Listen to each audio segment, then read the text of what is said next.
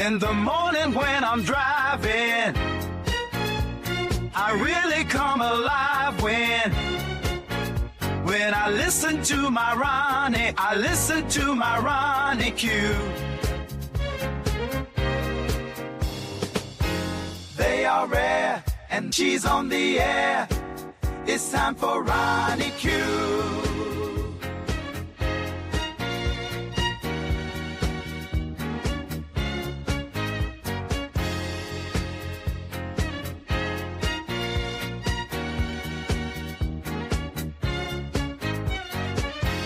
They are rare and they are few who can compare with RonyiQ. So grab a chair, she's coming through. She's on the air. It's time for RonyiQ. RonyiQ. It's time for RonyiQ. RonyiQ.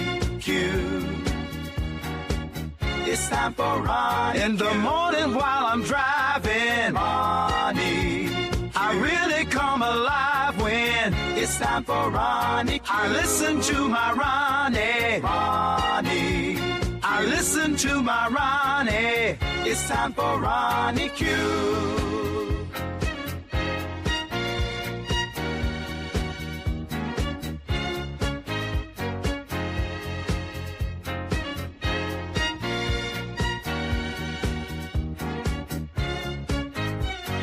Take a seat and go meet Ronnie. Sweet, sweet, sweet, sweet Ronnie. No day complete without my Ronnie. She can't be beat. Sweet, sweet Ronnie. Grand Rising, Grand Rising. I hope you guys had a fabulous day. Hope your week is going well. Let's get into our news. As we know, Scott Bessent, of the Treasury Secretary of the United States, came out and said that they were infecting D-Day on the world, on the finances of the world. If you are complicit in trading with Iran, you will be separated from being able to use the dollar. Are we going to pretend that people are clamoring to use and trade in the dollar? I talked to you guys extensively about how the BRICS unions were overpowering the dollar, that more countries are looking to trade with the BRICS union. Now, what will this do? This will steer more countries to trade with the BRICS. Is he serious? And they trade in their own money. They don't need the dollar. So what in fact Scott Bessent went out and announced is that he's putting, this administration is putting a match to the dollar. That's what they're going to ruin the dollar. We've talked about this. We've gone into detail about this, but nobody's paying attention. Nobody wants to pay attention until possibly it is too late. Hey, Queen Diva, it is good to see you. Nobody's really paying attention to this. So let me share with you Scott Bessent going out here. And in the end, his final question before he sachets off the stage in embarrassment, he's going to tell you that whatever this plan that they plan to do is going to ruin the world economy. Now, y'all remember D-Day. D-Day was in World War II when they rushed the shores of Normandy. They didn't give them a heads up. They didn't tell them a week before they rushed the shores of Normandy that we're going to rush the shores of Normandy and we're going to come and we're going to defeat you. No, they did none of that. So what was this big announcement on Monday? They don't even know how to effect, if this is going to really be a D-Day, you don't give your adversary a week's warning. They don't even know who they plan to affect with these alleged sanctions against these other countries. And China has already said when they even poise having a financial economic D-Day that you don't tell us who we are trading with. If you want to do something diplomatically, you have conversations with your adversary and you work it out that way. But we're going to tell you right now that you're not going to tell us who we trade with. So that has already been pulled off of the table before it started. Now we understand that China is one of the biggest trader of oils with Iran. So what was this big announcement about? Let's see Scott Bessent tell you. Well, we made the announcement and given the people enough time to make their decisions before there's a whole economic fallout or something to that effect. So you're announcing because you stupidly went to war with Iran, who did absolutely nothing to the United States, who it was never proven that they were anywhere near having a nuclear weapon. It was never anywhere proven that allegedly they were about to strike Israel. No, first Mark Rubio told you that Netanyahu came to him and said that they were about to strike Iran. And now they have changed the story around. Well, Netanyahu said that Iran was about to obliterate Israel with nuclear weapons. It can't be both. It can't. A bunch of lies, and a bunch of bullshit. Because, unfortunately, this administration for some reason, know that the United States have a lot of stupid people in the United States that are not focused on anything that affects them and how they live their lives. He knows that he's going to be able to get a lot of this stuff by you because you're not paying attention, because you don't have critical thinking skills, because you want to set yourself apart as if you are some unique, refined individual when you're not. Let's get into this announcement. Thank you for buying the jewels, Queen Diva. I appreciate you so much. I appreciate the 10 jewels, Queen Diva. Let me share my screen with you. As America is getting left behind and the dollar is about to plummet. Here we go.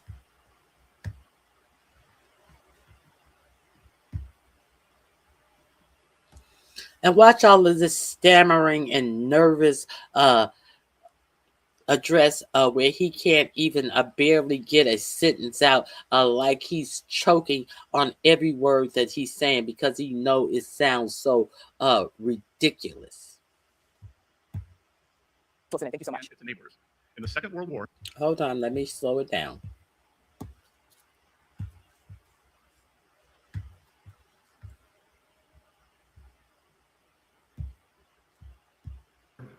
D-Day marked the historic beginning of a campaign with our allies to target and drive.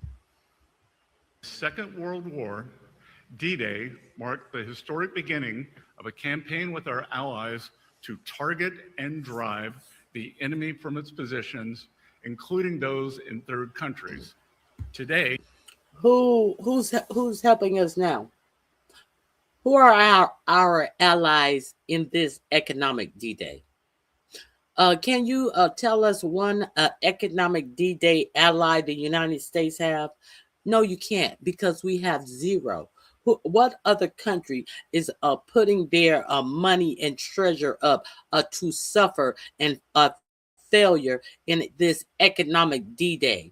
What other allies has the United States have after they have ruined all of their relationships with their allies by these tariffs to try to greedily put money in the pockets of these people sitting at the top of your government telling you how much money they've taken in, and there has been no improvement in the American life, the American state. There has been absolutely no improvement as they're telling you how much money they have taken in for these tariffs. What has changed in America that prove that money has been taken in that has improved America? Nothing. But how much have these oligarchs and family members and this administration profited off of all of this money that has been coming in from America? Huh? Let's continue. In that same allies to target and drive the enemy from its positions, including those in third countries. Today, in that same spirit, we are launching an economic onslaught against Iran's financial connections around the globe. Our objective is to sever every economic lifeline that sustains this tyrannical regime until Tehran stands alone. The only economic lifelines that are you going to strain and cut are the economic lifelines for the United States. Iran's fanatics devote themselves to death to America and seek nuclear weapons to do just that. They have murdered and maimed more of our citizens and service members than any other terrorist regime on earth. And they have been at war against America, their neighbors in the Gulf, and much of the world for 47 years. President Trump has taken action that his predecessors have long deferred.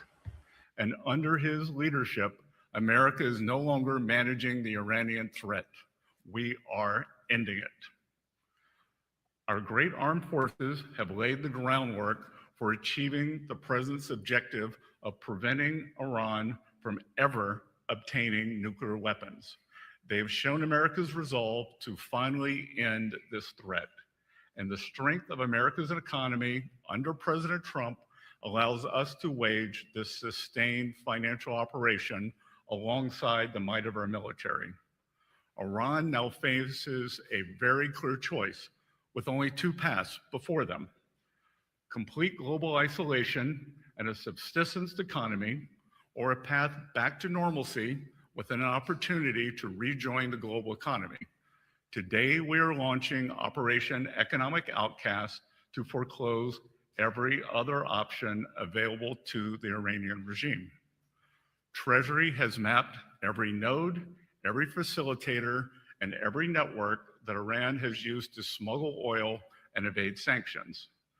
Beginning today, the actions of Treasury and other agencies will tighten the noose and block every potential source of revenue that funds the IRGC and the evil Iranian regime. We are enforcing a zero leakage approach. There will be no minimal breathing space for the regime to rebuild its capacity to inflict terror against America and the world. The final refuge of this regime is the mistaken conclusion of nations that still finance the Iranian threat in the hopes of evading it. It is. My question is, when have they been inflicting any pain against America in the first place? I'm curious, when was that happening? That was happening never. But this is a bunch of bullshit and propaganda you're being fed here. No longer acceptable to operate in the gray spaces of this conflict. Countries cannot claim they are blind to enabling this activity. Iran's enablers purchase, transport its petroleum. They facilitate the flow of its finances through exchange houses and free trade zones. They welcome Iran's flights and maintain registries on its behalf. They turn a blind eye to seaborne fuel transfers and overland transits. They condone illicit use of their banks, all the while concealing the extent of their complicity. The president is making phone calls to world leaders with specific requests to cease their interactions with the regime. We are already seeing results. Over the weekend, comments from Iranian leadership clearly acknowledged the effect of this campaign, and nations that facilitate any interactions with the regime should quickly heed our message. Those who stand with the United States will reap the rewards of our partnership. Those who tether themselves to the Iranian regime should expect to share in the isolation of a withering regime. Teams from Treasury, State, and the US military are now meeting with their global counterparts to tell them that the United States expects action. Iran is already a part of the BRICS trading union. What is this man even talking about? You notice that your government is mum on anything about the BRICS because they saw this coming. They saw this coming. They want to pretend like the U.S. is the only way to trade. And they want to downplay the success and the access and the number of countries that have joined the BRICS and are trading in the BRICS, and they don't have to trade in the U.S. dollar. They don't want you to know that the U.S. dollar has already been weakened, and what they're doing now is just weakening the dollar more. And who is that going to harm? That's not going to harm all of these countries they won't trade with, because these countries have plenty of people to trade with. And they don't have to stockpile American money. They can trade in their own denomination of cash. Let's continue. Every country has a defined timeline to shut down activities we have identified. If they do not take action, we will do so unilaterally through Treasury authorities. For example, every branch of Bank Melay must be shuttered and dark. And let me be clear, any entity that facilitates money laundering on behalf of Iran will be removed from the US dollar system. The clock just started ticking. The new sectoral sanctions determinations issued today target 5 of Iran's most vital lifelines that it exploits in other countries: digital assets, technology, gold, aviation, and shipping.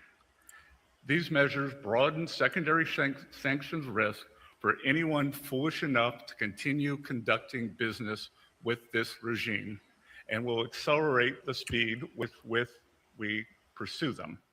As I speak, Treasury's Office of Foreign Assets Control is also sanctioning over 60 entities, individuals, and vessels around the world that enable the Iranian regime to procure illicit nuclear and missile technology, conduct cyber operations, and generate oil revenue. This is a sustained campaign to collapse every last option for Iran. Let there be no ambiguity as to the position of the United States. An economic engagement of any kind with this murderous regime will expose those responsible to the full reach of American power. For decades, this regime has drawn strength from a calculus that regards Iranian retaliation as certain and American enforcement as negotiable. Under President Trump, that era is over. To the ordinary soldiers supporting this regime, as more and more of your paychecks stop or are supposedly just delayed, ask whether your commanders are leading your country to triumph or to ruin. And recall that the Berlin Wall fell when ordinary soldiers decided not to shoot at their own people. And to those who enable Tehran, do not discount the cost of testing Washington's resolve. No nation should expect to enjoy the rewards of our system while helping those who seek.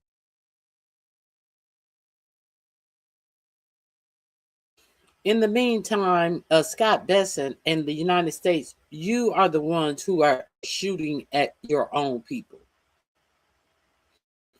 Make it make sense. Make your narrative and your example make sense when you are shooting at your people, your own people. You are killing your own economy, and you're the Treasury Secretary. But we understand that when you were in your what was he some type of hedge fund manager, you were abysmal at that as well. You lost 90% of the wealth that was given to you in your own company. Hmm. You're another loser that has been put in the administration, sitting up here acting as if you're some highbrow know it all. When you lost 90% of the money that you were supposed to be investing for others, it has been reported. Okay, but go ahead. Make people think that you're some smart elitist. Hey, foot soldier. to destroy it. It is now a time for world leaders to make a decision between prosperity and isolation, peace and terror, America and Iran. The campaign we begin today will gather force with every day that follows, and it will not end until this regime stands alone. With that, I welcome your questions.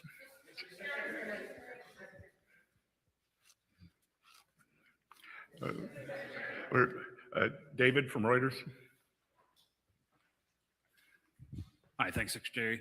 One of the most powerful tools you have at your disposal is the ability to impose secondary sanctions on banks and financial institutions that facilitate actions for Iran. Chinese banks have often been talked about being targeted, but we don't see any of those institutions targeted here. Is that something that is coming in this campaign, or is the very delicate trade truce with China something that could prohibit you from going that far and taking that? So, Mr. Secretary, while you're talking all of this tough stuff, we're looking here and we see that you have no secondary sanctions on China, is the question, as he's hawing around the facts that they want to act like they are so bad when they know that China is the main source of doing business with Iran with oil. But curiously enough, you have no secondary sanctions on any banks in China because you don't want it with China. While you sitting up here talking all of this dumb shit, because you have to go into putting sanctions on anybody who does business with Iran because your military has shown the world how inept it is under the command of a drunkard, Pete Breath, and you have lost this Iran war. To the point that you don't have enough munitions to even protect your homeland. Let that sink in, and the world sees it. How long are you guys going to continue to support this foolishness? Those of you who do. Of course, those are the only ones I'm talking to. Very big step. We want to make clear here today that no one is above the reach of U.S. sanctions, that if they facilitate transactions and are part of the ecosystem that turns Iranian oil into money, into repression, they will be targeted. We find that the best way to engage with countries is through quiet diplomacy, and we are level setting with every country to tell them our expectations. We know who they are, they know who they are, so when the hammer of US Treasury actions falls upon them, they will have no one to blame but themselves. We haven't done anything yet. We know who they are. Now, JD, J, if you could make any sense when you write your question, why are you so invested into this? Because I'm an American citizen. That would be a reason number one. And I don't want my country to be ruined by the ignorance and the stupid policies that are being enacted by these losers. Uh, would you rather we actually invaded Iran? We've already invaded Iran. What is your question? You hate America. No, I don't hate America. I am not the one who's trying to destroy America and the American economy. You are watching who is destroying America as they have their yachts fueled up to go to their bunkers in other countries. What has this administration and all of the money that they told you that they have bought in for America, how have they improved anything in America from infrastructure or way of life? Since you want to talk about I hate America, who have bunkers all over the world, who have passports all over the world, where they can get on their mega yachts or their private jets and fly off when America is doomed. Would that be you? No. So spare me with your bullshit. Richard from CBS. Thank you, sir. Thank you. You said the president is calling world leaders with specific asks and that there's a defined timeline. Who is he calling and what are the asks? We're not going to name names, that we've already seen some results, and that I am confident the president, as you all know. We're not going to name names because you have no names. If you had some names, you would proudly state these names. We're not going to name names. You notice how they always come out with these announcements, but they can't give you any specific facts? No, is quite persuasive, and we are following his calls up with calls from visits and calls from the State Department and from the U.S. Treasury, expecting them are telling the leaders, the countries, and the entities exactly what we expect and the timelines. And I would expect that very quickly, if they do not respond, then you will see the ramifications of their actions. Can you say how far the timelines are? Again, I'm not going to set timelines, but we do not have infinite patience here. Jennifer? You're not going to set a timeline for your D-Day. D-Day was a specific day. D-Day was the day that they stormed the beach of Normandy. But you're going to come out here and announce a economic D-Day, but you're not going to announce a specific time that they have to get in line. Oh, you pussy.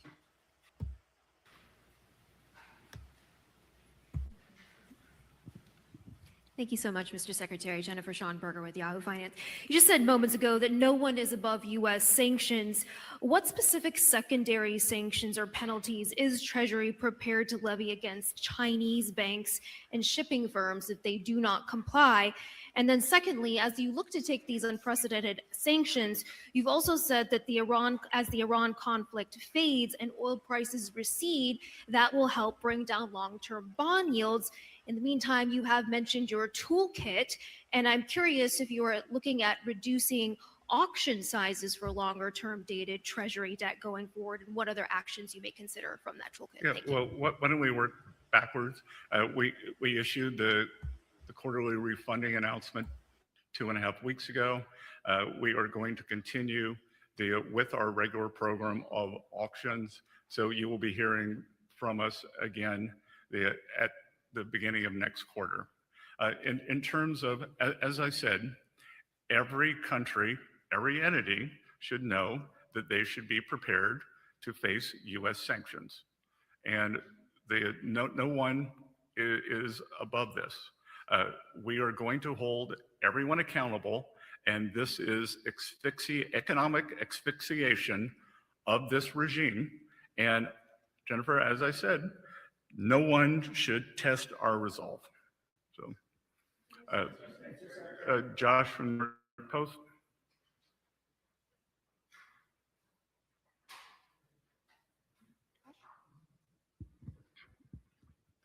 You said you weren't going to name names, but there's been some reports that the United Arab Emirates is among some of the first nations to take seriously these words from the United States to cut off all business interactions with Iran. Is UAE leading the way in this respect?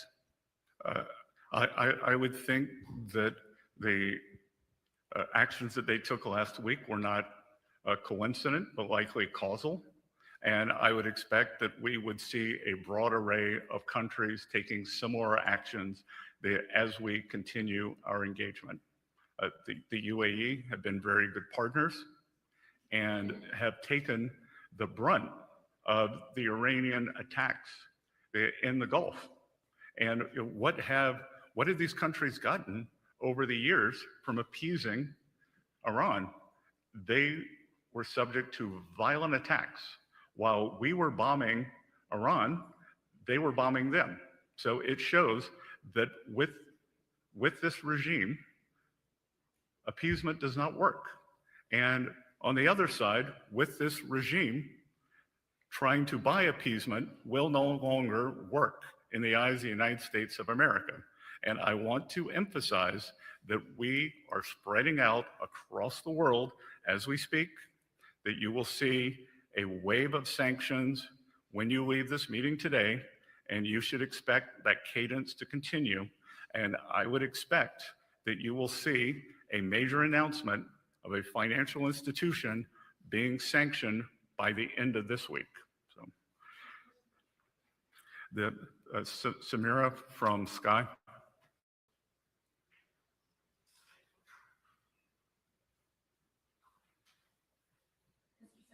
Yep. No, I know. Are you? No, I'm looking for Samira from Sky.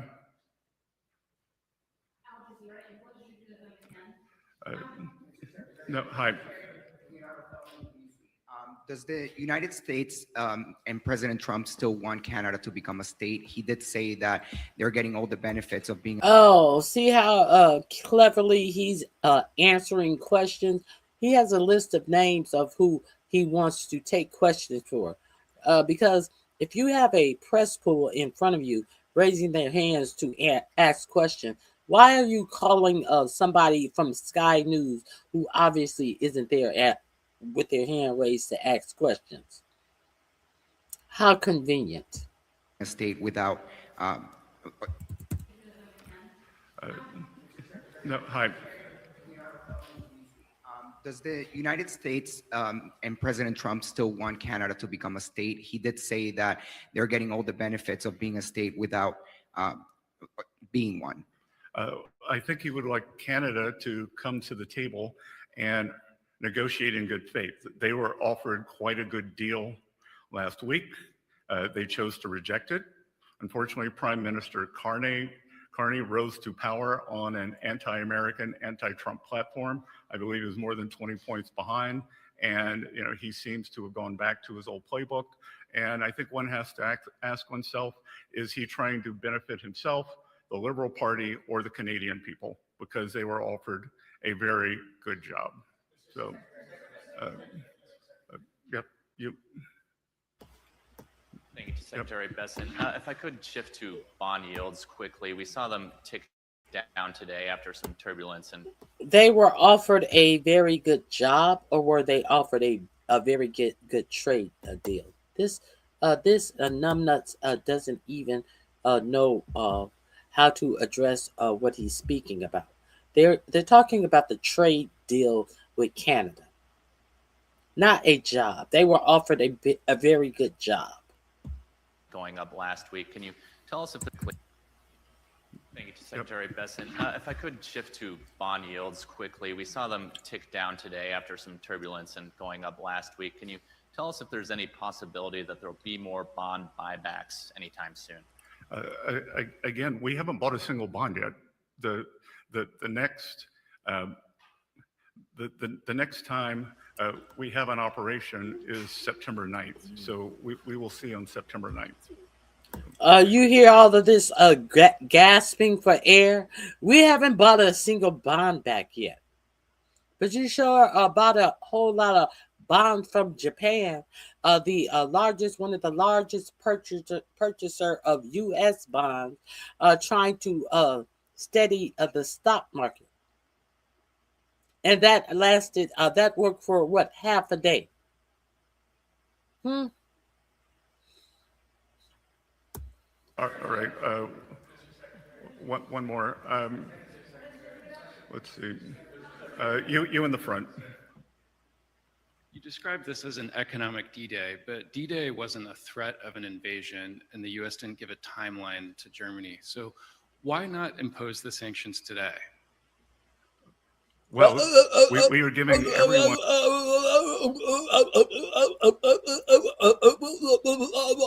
What, bitch? the opportunity. The Economic D-Day, but D-Day wasn't a threat of an invasion, and the U.S. didn't give a timeline to Germany. So why not impose the sanctions today? Well, we are giving everyone the opportunity to remedy bad behavior. Why would I want to blow up the global financial system? Why would I want to blow up the global financial system? And there he says it. Because what they are putting out that they are going to do, they are aware that this is something that is going to blow up the global financial system. So now, well, you know, I'm giving people to time to heal and to come in line with our wishes. You think the world is going to come in line with your wishes because you illegally invaded a country and you are losing the war, and you're going to put sanctions on the whole world about whom they can do trade with because you decided to be a good little boy for Benjamin Netanyahu and strike a country that was doing absolutely nothing to the United States and pose no threat to the United States? And now the whole world is supposed to comply with what you want of them in regards to this country that is already whooping your ass? Oh, is that what you're saying, dummy? Yeah, that's exactly what you're saying.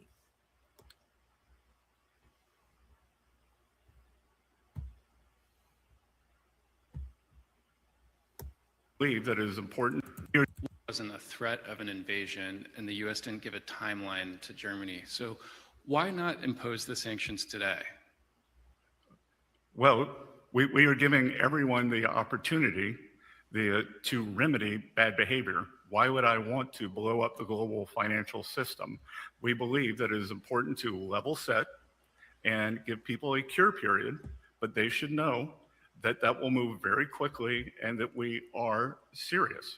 Secondary sanctions are a very powerful tool, and we here at Treasury, this is Gene Lang, the Acting Undersecretary for Terrorism Finance, and in the Terrorism Finance Department and at OFAC, the reason we are able to use secondary sanctions is because we do not take their use lightly.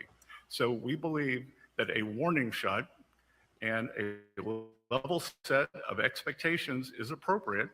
And if people do not want to meet our expectations, then we expect, and they should expect, that they will leave the dollar system. Okay, thank you all.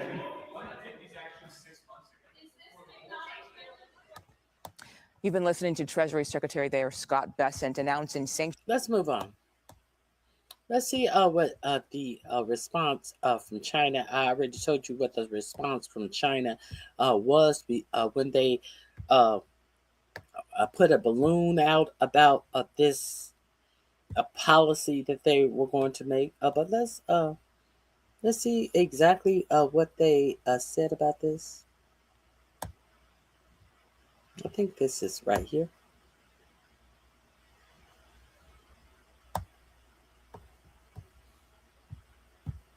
Economic ties with Iran.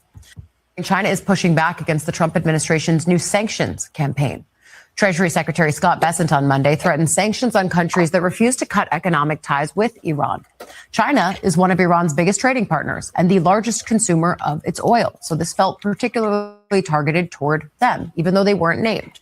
The country's foreign ministry spokesman said yesterday, China will, quote, take all necessary measures to firmly safeguard its own rights and interests, adding that China-Iran cooperation, in their words, should not be disrupted or undermined, noting that it has conformed with international law.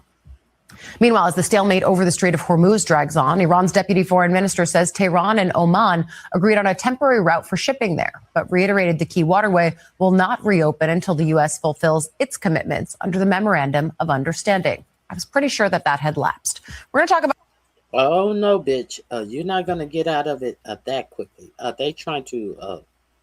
when she tried to undersell... In July 2025 at the Rio Summit, that China said. Let's see what the BRICS are saying about this. BRICS leaders sat down, talked for 2 days, and walked away without a single joint declaration announcing any plan to break from the dollar. Critics pounced immediately. De-dollarization remains a distant prospect, several analysts wrote. Case closed, they said. BRICS was all talk. Then Trump threatened every single one of those nations with a 100% tariff if they moved forward with dollar alternatives anyway.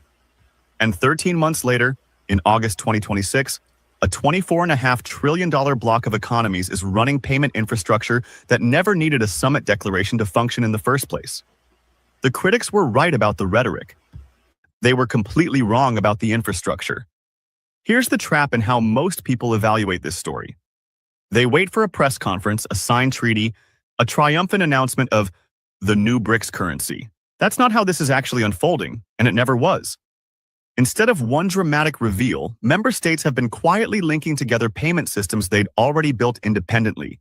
China's CIPS, Russia's SEPS, India's UPI, Brazil's PIX, into an interoperable network now branded BRICS Pay. And according to tracking from financial analysts this year, that quiet linkage has already reduced dollar usage in intra-block trade by roughly 2/3. Not through a declaration, through plumbing. That's the $24.5 trillion figure worth paying attention to, the combined nominal GDP of BRICS's 11 full members: Brazil, Russia, India, China, South Africa, Egypt, Ethiopia, Iran, Saudi Arabia, the UAE, and Indonesia. That's larger than the entire European Union's economy, and it's the real economic weight now, sitting behind infrastructure, specifically. This is one of the reasons why they say if you're about it, you don't have to talk about it. You will be about it. There is nothing to talk about. That they were putting together their plan and the ability to actually do what they said they were going to do, a de-dollarized trade. Engineered to root around the exact leverage Trump's tariff threat depends on. Because here's the mechanical problem with a 100% tariff as a deterrent. It only works on trade still touching the dollar system. Russia and China now settle roughly 90% of their bilateral trade directly in rubles and yuan. There is no dollar transaction in that trade for a tariff to punish. No SWIFT message, no correspondent bank, no clearing point Washington can threaten. Trump built a weapon designed for yesterday's financial architecture and pointed it at trade that increasingly doesn't touch that architecture at all. The new development bank adds another layer critics tend to overlook. Alongside it sits the contingent reserve arrangement, a currency swap facility BRICS members set up years ago. See, but this is what America and America media is not going to tell you. That they already have their piping set up through BRICS, that they never have to use any of the mechanisms that will be able to sanction these other nations in the first place.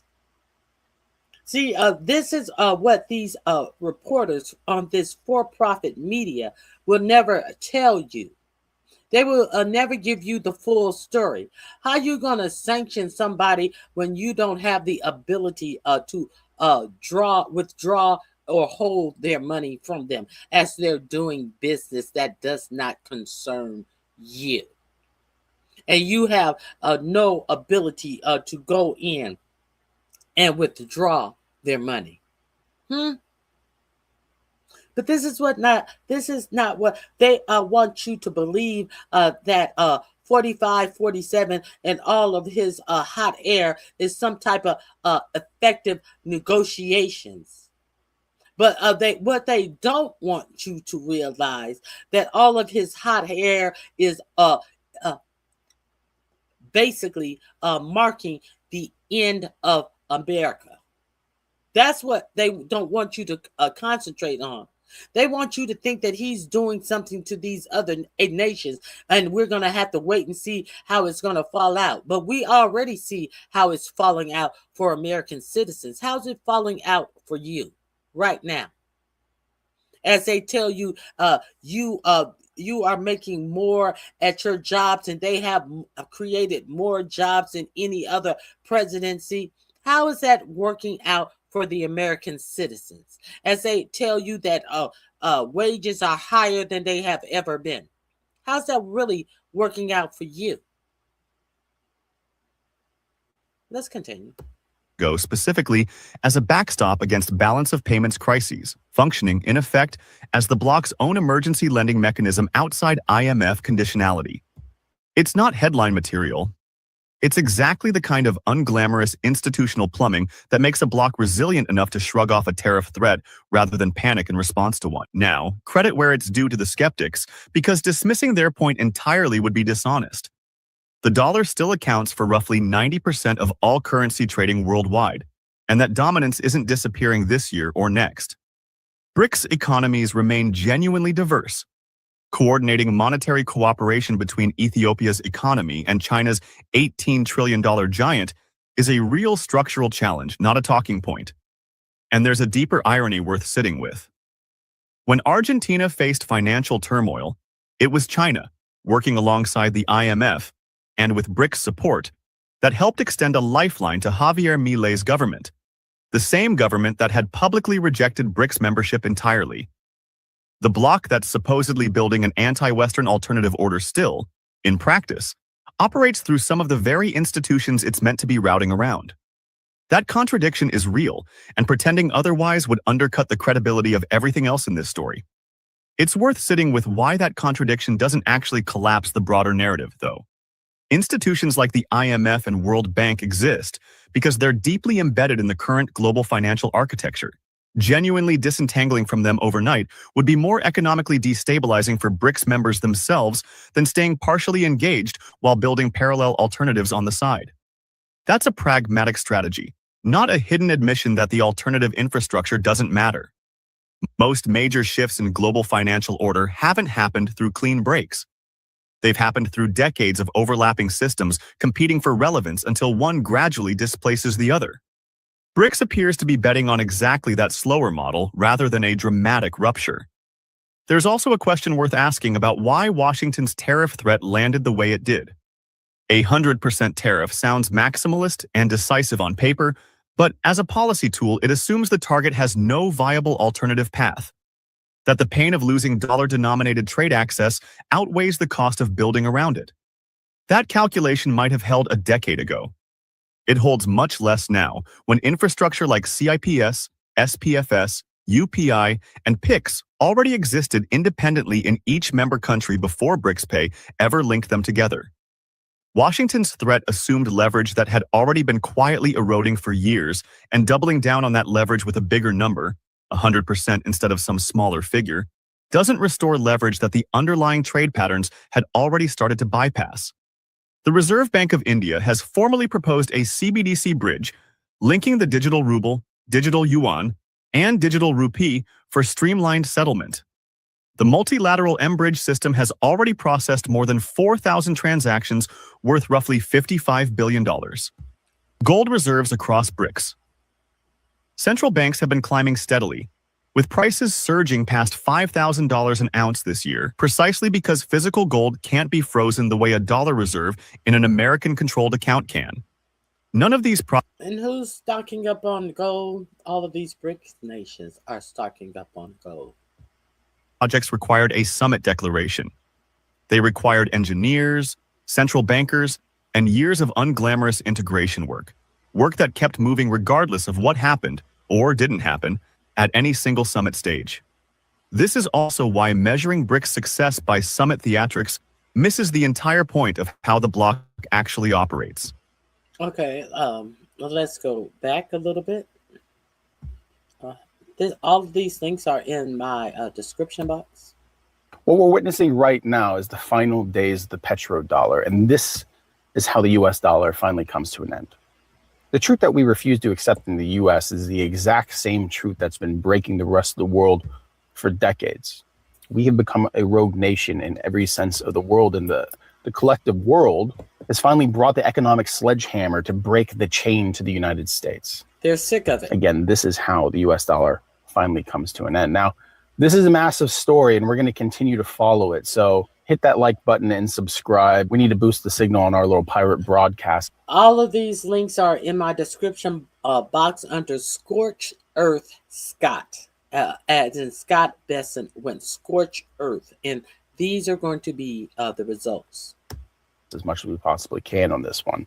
Now, one of the most consequential summits in, I think, modern history happened, and the BRICS nations, which now include heavyweights like Saudi Arabia and the UAE, just announced that it's time to roll out the BRICS DCMS. Now, that stands for Decentralized Cross-Border Messaging System.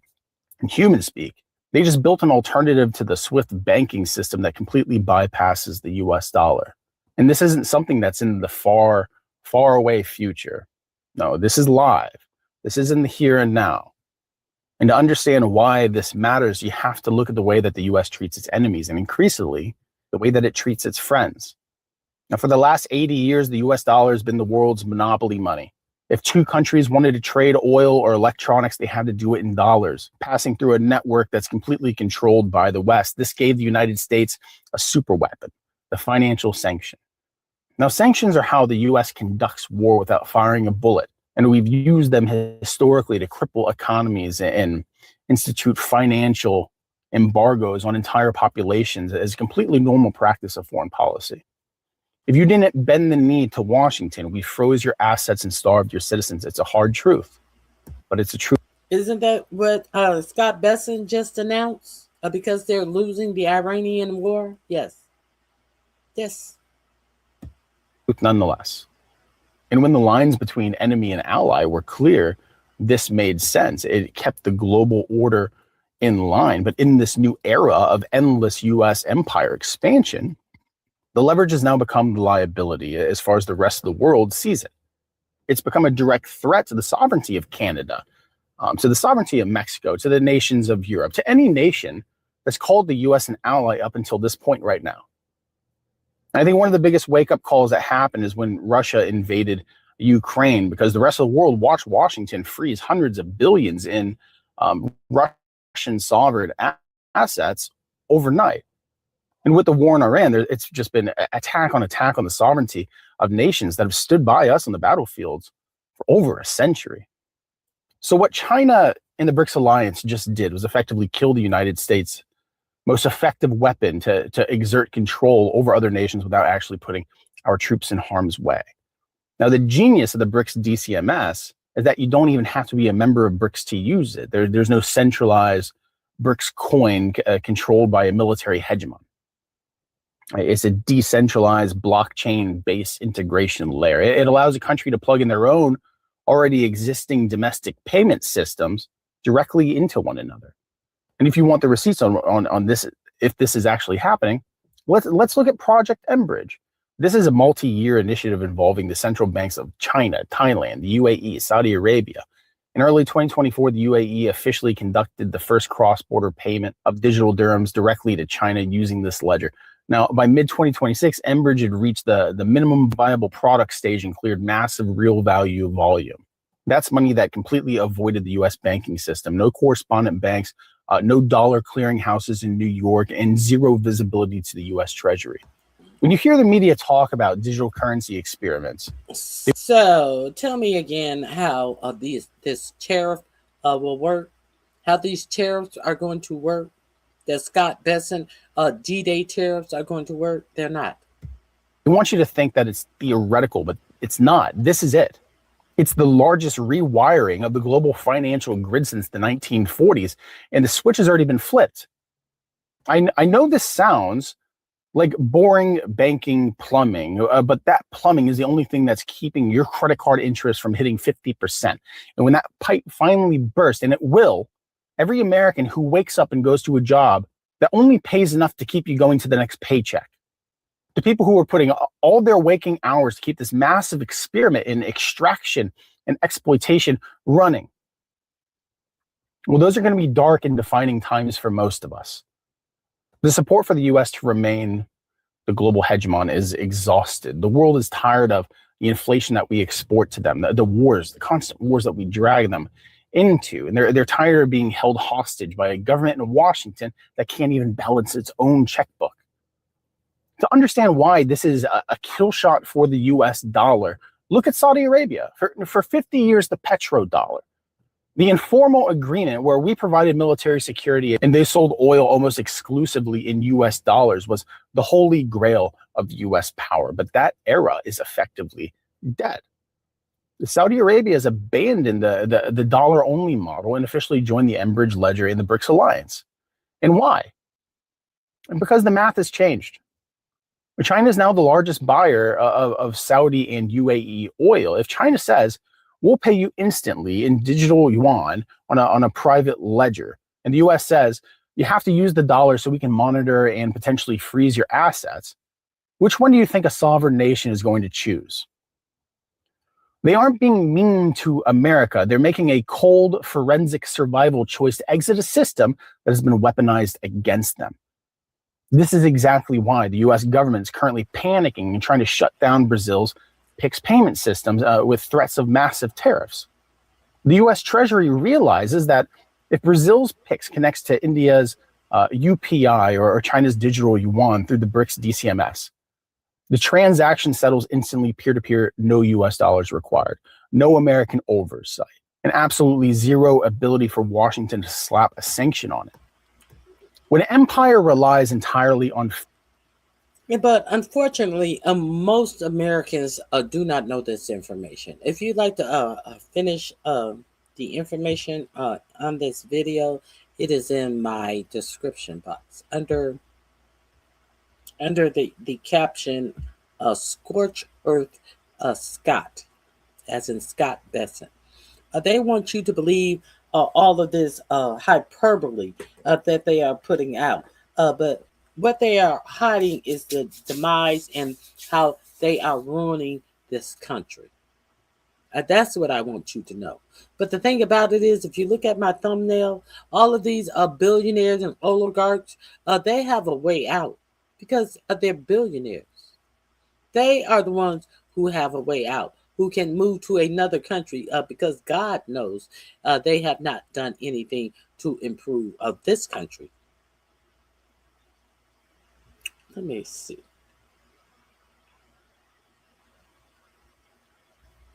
Let's see.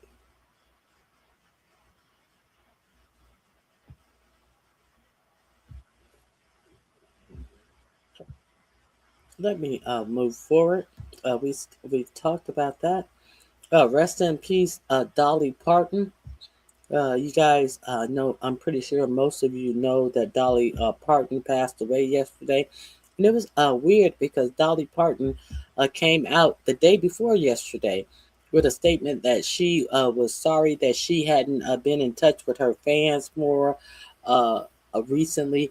And if you would be patient with her, she was dealing with her health, and you know, the death of her husband was hard on her. I'm paraphrasing. The death of her husband was hard on her, and if you give her time to attend to her health, and she appreciated her fans and everything. And then the next thing I heard from Dolly Parton was that she had passed away. Rest in peace, Dolly Parton. I remember Dolly Parton all the way back into my childhood being on Hee Haw, this show Hee Haw. So I just want you to be aware, but all of this sanctions and every country must do what the U.S. tells them to do because the U.S. decided to go into a war and now they're losing the war. It sounds stupid on the surface, but factually, it is unattainable. So let's see what else. What's this? Let's see. I talked about Hakeem Jeffries on Monday. Hakeem Jeffries is meeting with Jared Kushner in a suit, but and he got a whole lot of backlash. He did. I told you how there was someone, a Democrat, who was running against Hakeem Jeffries in the primaries, but all of these established Democrats got everyone to not run against Hakeem Jeffries. Everybody should have a robust primary, or we wouldn't be stuck with Hakeem Jeffries meeting with unelected non-government official like Jared Kushner, who is flown all over the world, making financial deals for himself because of his proximity to the president of the United States, under some guise of being some special ambassador of peace to the United States, and make sure that he does not work for the United States. So therefore, he does not have to release his financial information. Why is Hakeem Jeffrey even meeting with this man? He should be meeting with attorneys to make sure that they have all the charges that are needed to be brought against this man and this administration, and the use of this man in this administration. But no, Hakeem Jeffries decided that believes that he is going to be anointed into the House Speaker chair before even the elections are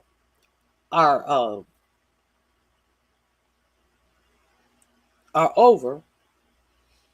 Hakeem Jeffries already believes that he's going to be the House Speaker. So instead of waiting, instead of acting demure or acting like, oh, I don't want to be cocky, Hakeem Jeffries has also appointed Jared Mossowitz over some type of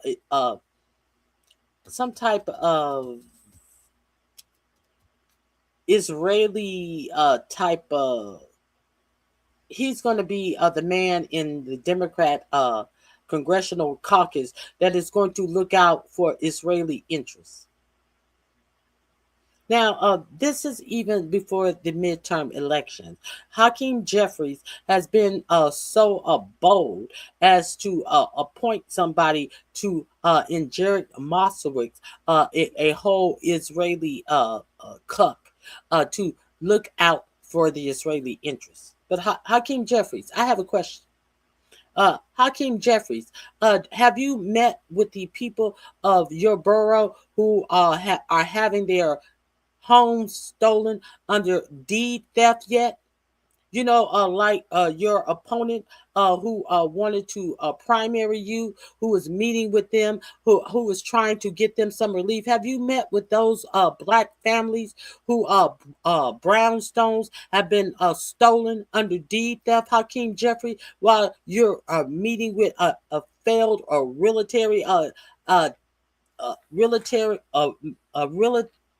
realtor, a whole failed developer at like Jared Kushner?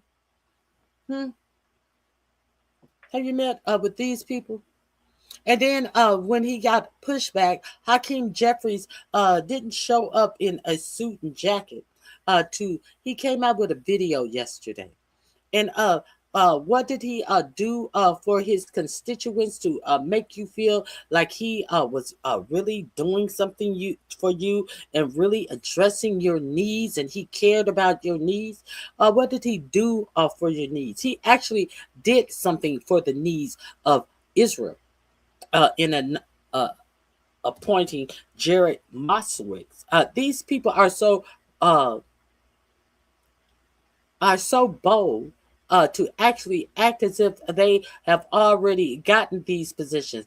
If anything within me, if the Democrats win the midterm elections, it would behoove of the Democrats to not choose Hakeem Jeffries as the Speaker of the House. I don't give a fuck if Hakeem Jeffries is supposed to be the first black Speaker of the House. What it appears to me is Hakeem Jeffries is going to be the Jewish Speaker of the House. What it appears to me is that Hakeem Jeffries is going to be the puppet of Jared Kushner, first puppet of Jared Kushner as the Speaker of the House. If you don't get the fuck out of my face with Hakeem Jeffries, so after he got pushed back, now Hakeem Jeffries comes out in costume. In a minstrel costume, like Target is getting that flack for that minstrel costume that they had, a whole minstrel costume with big pink lips and hands and gesturing like a minstrel, a sambo. Have you guys heard about that? Target had to pull this costume off the shelf, and they had a little black kid in the costume with big pink lips. Big pink lips. Now, Hakeem Jeffrey comes out in a minstrel costume after trying to address his constituents. Why didn't you come out and address your constituents in a suit? Because they elected a Congress member. Not somebody who's trying to dress like a 1980s rapper. And let's see what Hakeem Jeffries came out to address his constituents as he. But what you didn't say when you address your constituents is anything that you have done for them in their borough.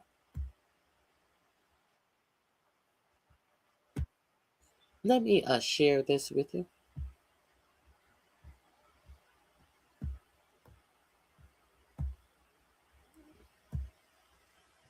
Let me tell you,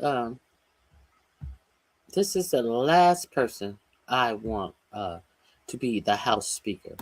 He's a whole Israeli clown for Bunny.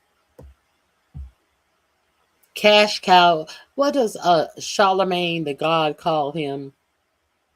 I can't remember. What does Charlemagne the God call him? And he's a whole Israeli puppet. Did you accomplish anything specific during this meeting with Kushner? No, it was just a high-level, topical conversation. Oh, we got. Now, Hakeem Jeffries said that they talked about affordability, but you can't be specific about anything you talked about. Let's hear him.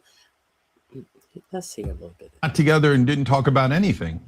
He told me all of his concerns about affordability. Jared Kushner did. So Hakeem Jeffries is obviously lying, but we found out why he's lying. Wait till you find out what he promised Jared Kushner. That's in this story. Anna's got the whole story. So following the pretty intense backlash House Minority Leader Hakeem Jeffrey received following news that he had this secret meeting with Jared Kushner, he tried to defend himself. He put out a super lame, dorky video of himself, like wearing, Yankees gear. He looked like mint M&M. Actually, why don't we go to that video right now? Let's take a quick look. Now, look at this clown show, this minstrel show that he puts on for his constituents.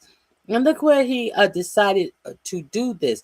Not in his office, not in any professional setting. He decided to do it. It looks like he's in front of some housing project, trying to make it seems like, hey, I'm the man you voted for. Remember me? I'm here for you in the housing, New York housing project. As he does. What's up, y'all? Just finished. As he an event here in the community. He just finished an event up here in the community. Look at him. What was this event? Were you getting high in the community? What fucking event with that big ass bolo hat on? Look like if you turn your head, the hat will spin around in your head. The fuck is this shit? A whole minstrel show. Ugh. He's trash. This man is absolute trash. As people in his community are losing their house to deed theft, and he refuses to meet with them. In Brooklyn, multi-million-dollar homes Black families are losing, and he says nothing about this, and shows up in front of a housing project in Brooklyn to make you believe that he gives a fuck about his constituents. I want to give you a little real talk on this Jared Kushner situation. He asked for a meeting, and I took it to discuss the affordability crisis that exists that is not a hoax. At the same period of time, I shouldn't have to say it, but He asked for a meeting, and I took it to to what avail? You shouldn't have to say it, but what? You shouldn't have to say what? What shouldn't you have to say? You should have to say what was accomplished at this meeting about affordability. That is what you should have to say. Don't come on here telling us what you shouldn't have to say. Because if you felt that you shouldn't have to say it, you wouldn't be saying it.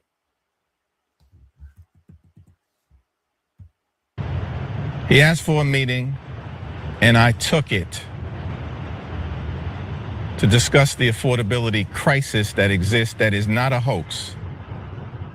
At the same period of time, I shouldn't have to say it, but I am. No one is going to get a pass. Pathetic. Yeah, look, guys, that's so disingenuous. It's like super embarrassing. He's like, oh, let me dress as a real person. Is this how real people, is this how the poors dress? Okay, here. Because he's always in a suit and tie. Now that he got caught hanging out with Jared Kushner, all of a sudden he's hanging out in front of a real building wearing real people's clothes. He goes on CNN without a suit and a tie. He's like, oh no, I'm one of you. I'm not one of the elites doing secret deals behind your back. Look, I'm Mint M&M, and I'm in front of this building where I hear poor people live. That's, oh my God. Come on, man, you're so obvious. You're so right. You're so right. You're so right. I didn't even realize what he was doing with the background. Okay, here's what, let's not waste our time. He had an interview with Will. Thank you for subbing, Robert. If you guys like the content, please hit the like button, subscribe, support the channel. I appreciate your support. Wolf Blitzer asked super boring questions. Did you accomplish anything? Here's what Hakeem Jeffries actually accomplished. Jared Kushner is pro-Israel. Jared Kushner wants to make sure that we are still slaves to Israel after Democrats take control of the House. And so here's what actually came out of this meeting. Let's go to Prem Thacker's post on X. Hakeem Jeffries elevating Jared Moskowitz to lead the Middle East and North Africa subcommittee comes after Jeffries recently met with Jared Kushner. Boom, told you. So yesterday we said on this show, Jared Kushner doesn't do domestic policy, he does foreign policy. So he called you to not talk about the Middle East or foreign policy. He called to talk about affordability because Jared Kushner can't wait to help the average American. That same Jared Kushner. But there was one good thing that came out of the Wolf Blitzer interview. He asked him, hey, what did you guys talk about in regards to affordability? No, nothing specific. Yeah, of course, because Hakeem Jeffries couldn't care less about affordability, much like Trump, much like almost every single politician in Congress right now. They don't care about you. They don't care about the affordability crisis. They are doing well. They're engaging in insider trading. They're enriching themselves from their position of power. They couldn't care less about you. And Hakeem Jeffries is a disgrace. Let's go to what Jared Moskowitz had to say following this announcement. I want to go to the second graphic, not the first part of it. He says, I will use this position to strengthen the unbreakable relationship between the United States and Israel. Now, let me pause for a second so I can actually share my opinion on this. No, it's not about making sure that the United States has an unbreakable bond with Israel. It's about defending a disgusting, loathsome, supremacist regime in the Middle East that has only been a liability to the United States and the American people. That's what Jared Moskowitz is interested in protecting. He's not interested in protecting the American people. He's not interested in making your life better. He's not interested in tackling the affordability crisis. Jared Moskowitz, a Democratic member of Congress, has one goal only in his position of power, and that is to pleasure Israel, regardless of what it does, regardless of its war crimes, regardless of how many children Israel has slaughtered, regardless of the fact that just now it was reported that Israel struck a desalination plant in Gaza that was about to go online today to provide fresh water, drinking water to the Palestinian people. Israel can't stand that. They want to eradicate Palestinian people. And Jared Moskowitz looks at that and says, yes, that is my #1 goal, to aid and abet the genocidal regime in Israel as they slaughtered Palestinian children in Gaza and the West Bank. And then Christians and Muslims in Lebanon as well. Yeah. I report the news for a living. And one thing I never want to do is let one media outlet decide for me. Okay, I think that's enough of that. You get the point. Let's move on. It's just disgusting. It's just disgusting that people try to act like they are an alternative, and they are absolutely the same as the people on the other side of the aisle if you don't pay attention. These people are unabashedly and unashamed of being in government to see how they can enrich themselves at all different levels of our government. Now, that is why the way they are coming at Angie Nixon is disgusting. The way they are coming at Angie Nixon, the way they are coming at the guy who's running for Congress from Senate in Michigan, Dr. I forget his name. Dr. I said is disgusting. Trying to make it about Hassan Piker. Some idiot said to Dr. Assad, "Oh, well, since Hassan Piker is your running mate, I never realized you're going to sound so ignorant as to put out that Hassan Piker is a running mate of a senator. Senators don't have running mates. They are so insistent upon putting these people together, trying to make you hate these candidates who have a clear-cut agenda to help you and improve the status of how you're living your life, but they want to downplay these people, and that fucking Gayle King, that fucking bitch, even had the audacity to tell Angie Nixon, "Oh, I see you campaign with Hassan Piker," and she said, "I never campaigned with Hassan Piker. I don't even know Hassan Piker." "Oh, you don't know him?" She said, "I know of him, but I've never campaigned with him. Where did you get that from?" Gayle King, how come you didn't answer that question? Because that's the lie that your for-profit media is putting out here. Who the fuck is Hassan Piker but a voice on YouTube? But these people are so in fear of the real message getting out of what these candidates choose to do and are appealing to voters of what they will do for their lives. They keep talking about bullshit issues like Hassan Piker, like Hassan Piker is the Pope or somebody. Hassan Piker is a YouTuber. That's who Hassan Piker is. But you have all of these people being paid millions of dollars in media talking about Hassan Piker, but they're not talking about the they're not talking about the things that these elected officials who have won in their states are saying that they want to do for their constituents. Even Kelly Sellers was a whole fucking disappointment. Angie Nixon was running up against Mark Vinman, and Angie Nixon wasn't expected to win. She didn't even raise $1 million. All of her money she raised was grassroots money, and it was under $1 million.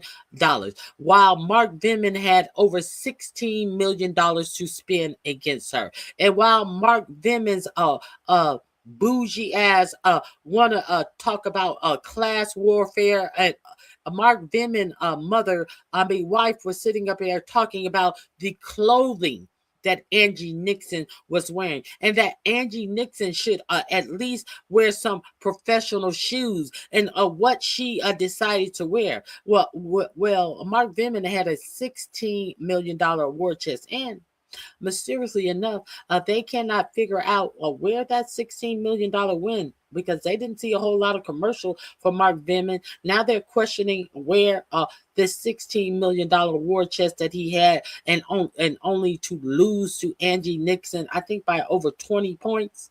Maybe they should look in his wife's shoe closet. That would be a place to start. Maybe that's where they should look for, since that bitch was so hung up on shoes, while Angie Nixon was hung up on the needs of Floridians, with housing, with child care, with health care. And the way they are coming at Angie Nixon is disgusting. Barkelly, what is his name? What is his name? He is always on CNN. Barkelly Sellers even had the audacity, a black man, had the audacity to say, well, we were going, the Democrat party was going to put a lot of money into Florida to win that congressional seat. But since Angie Nixon has won it, and there's no way that she will be able to win a statewide election, we don't have to put money in Florida now. This is a black man talking about a black woman in a state that discarded this black woman, who went on to beat her opponent, who had a $16 million chest to beat her, and she didn't even have $1 million, and she beat him. But instead of saying, we're gonna put money behind this candidate, you got a black raccoon out here talking about, but we won't put no money behind her because she surely can't win in a statewide election. This is what's going on. The people who appeal to you and address you and your needs, they don't want to talk about what is getting these people elected. They want to talk about a bunch of bullshit. Let's get into all of that.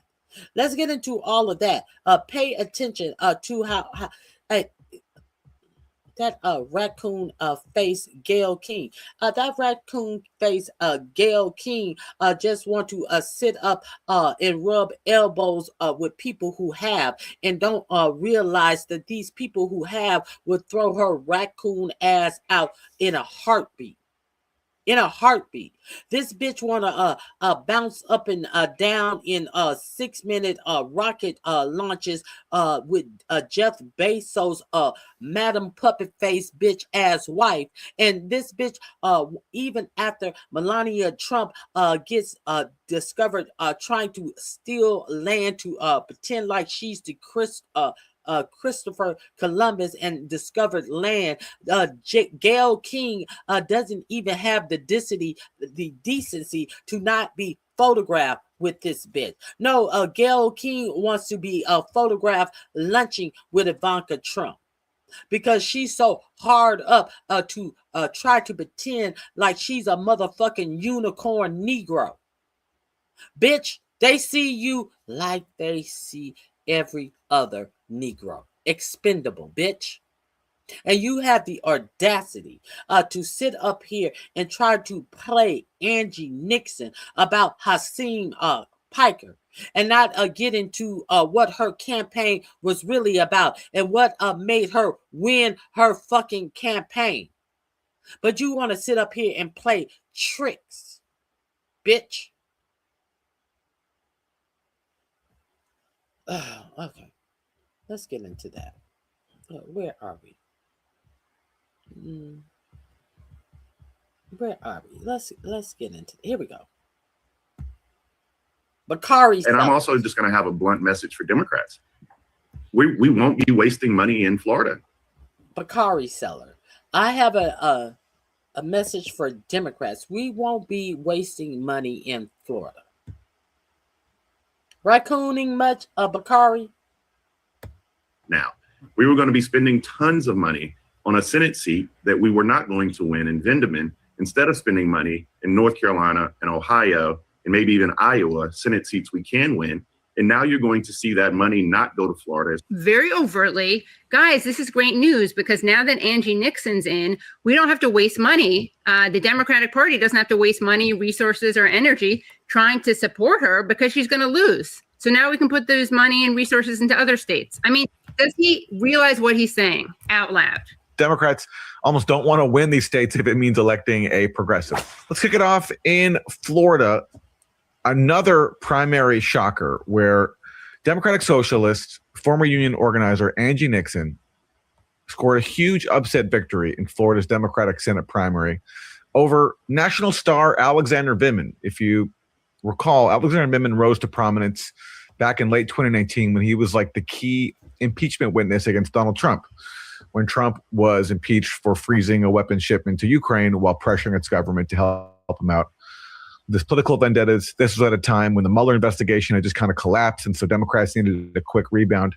So they decided, hey, why don't we double down with another Russia-based so-called scandal against Trump, and this time by accusing him of endangering national security by pausing a weapons shipment for Ukraine, in which it was using U.S. weapons to attack Eastern Ukrainians. And this was a horrible thing, according to Democrats. And so Alexander Vindman was a star, but it didn't help him out in Florida, where Angie Nixon, tapping into her experience as a union organizer, as a really exciting speaker, as one of the few state lawmakers to call for a ceasefire in Gaza, worked with women and won.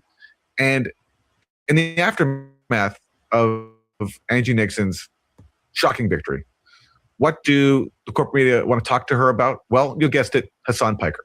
You've campaigned with Congresswoman Rashida Tlaib, Mr. Piker. Do you want to see them on the campaign trail with you as well?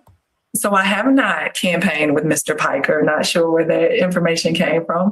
I have campaigned with Congresswoman Rashida Tlaib, and so she. And notice that they have a picture of Hakeem Piker sitting up there next to her, and Gayle King didn't ask her a question.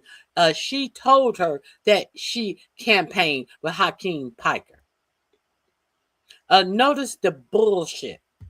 Is someone who wants the same things that I want, to make sure that government is working for people and not against it. And so I'll continue to do the same thing, but I have not campaigned with Mr. Piker at all. Not sure where that came from. All right, my apologies. I thought. Well, I'm sure now that Gayle has realized she made a mistake, that Angie did not campaign with Hassan Piker, she's going to shift gears and talk. No, Gayle didn't realize she made a mistake. Oh, okay, my mistake. Are you going to campaign with Hakeem Piker? She goes on to continue the bullshit.